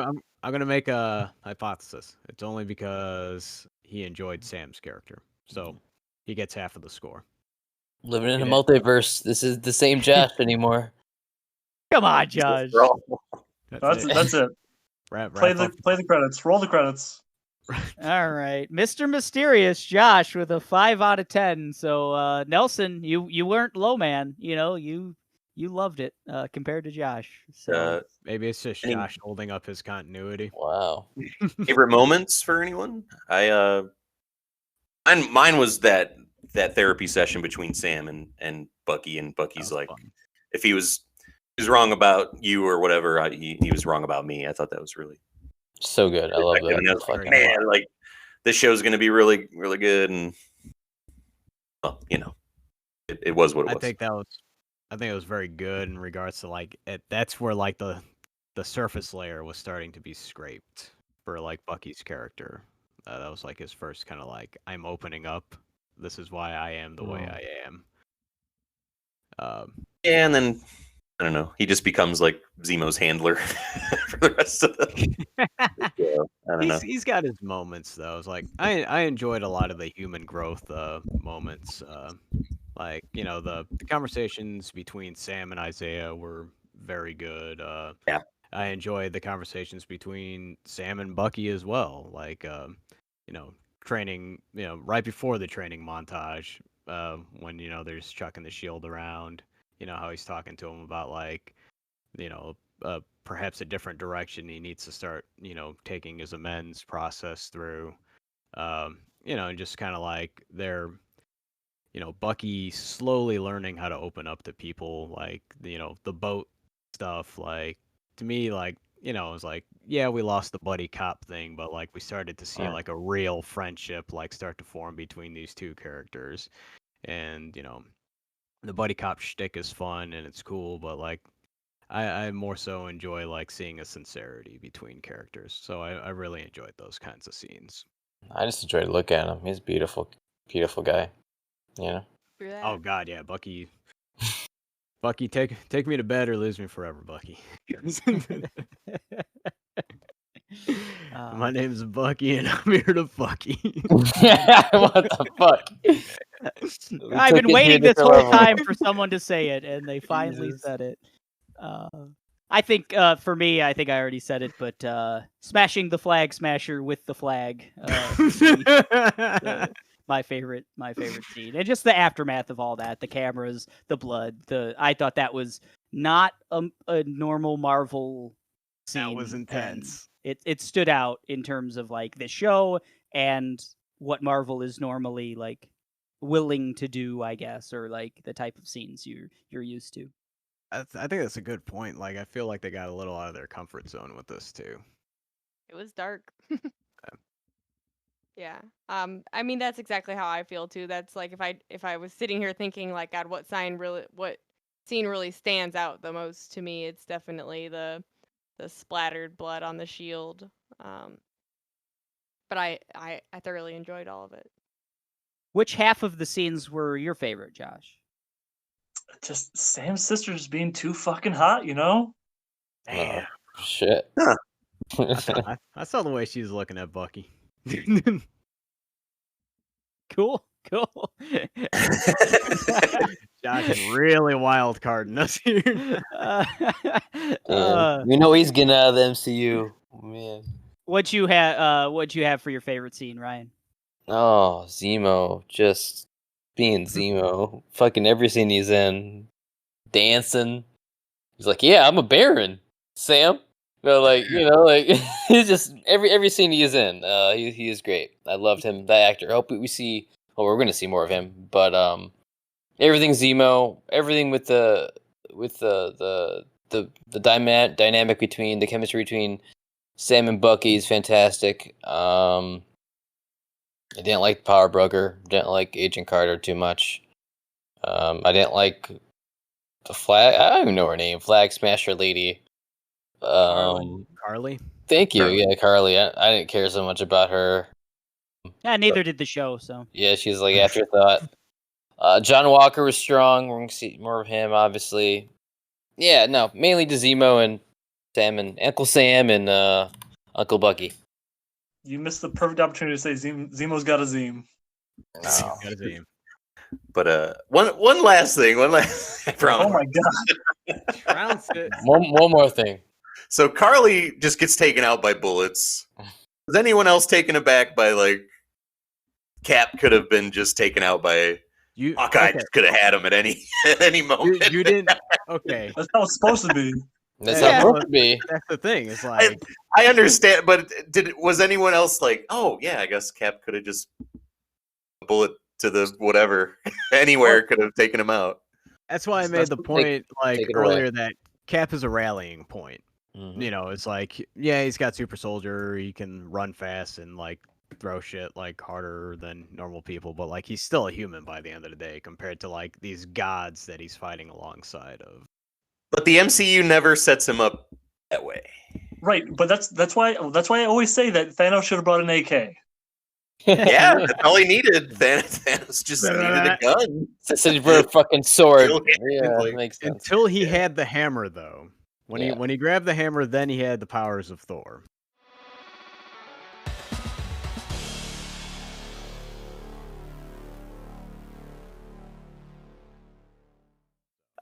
So the podcast will come to a merciful end. Before we do wrap up, I do want to mention some upcoming programming. Our next episode we will do at the beginning of every month. May is starting. We always like to do a kind of a recap episode of what is coming up in May in terms of like the media we're going to be covering, games, movies, TV. So that's what our next episode will be coming up. We'll be recording that one and dropping that one. I did want to give a quick thanks to all of our fans, our Monstars, everyone who continues to support us. We're going into now our 4th month of doing this, and we've now reached over 900 plays. I think we're up over 930, so we're barreling along towards 1,000 plays or streams or downloads of the podcast. So I just wanted to put a little note of thank you in there for everyone. Thank you. Nice. Almost hitting 4 digits. Almost. We'll get there, folks. We'll get there. This was episode 25 of the Machine of Nonsense. Thank you for listening. We ask, as always, please subscribe to the pod if you're not already. Share it with a friend. Share our social media posts. Interact. Comment on our status. We ask a lot of questions on our social media. So if you're listening to the pod, go to our page onto Facebook, Instagram, Twitter. Leave us a message. Respond to one of our questions. We want to hear from you. You can always leave us a voice message like Mike did for the Mortal Kombat episode. Go to anchor.fm/machine of nonsense. You just hit a little plus icon, and you can record your voice, and we will put it in a future episode. It was super easy, right, Mike? Yeah, it's real simple. Even just setting up your Anchor account is easy, super easy. Yeah, do it. Let us know what you want to talk about. So we want to hear from you. This was episode 25 of The Machine of Nonsense. I'm your host, Eric, joined as always by Kayla. I also had Ryan, Mike, Tomas, and Josh with me on the pod today. And we're saying goodbye. Bye, guys. Have a Zemo day. Oh. Oh boy. No.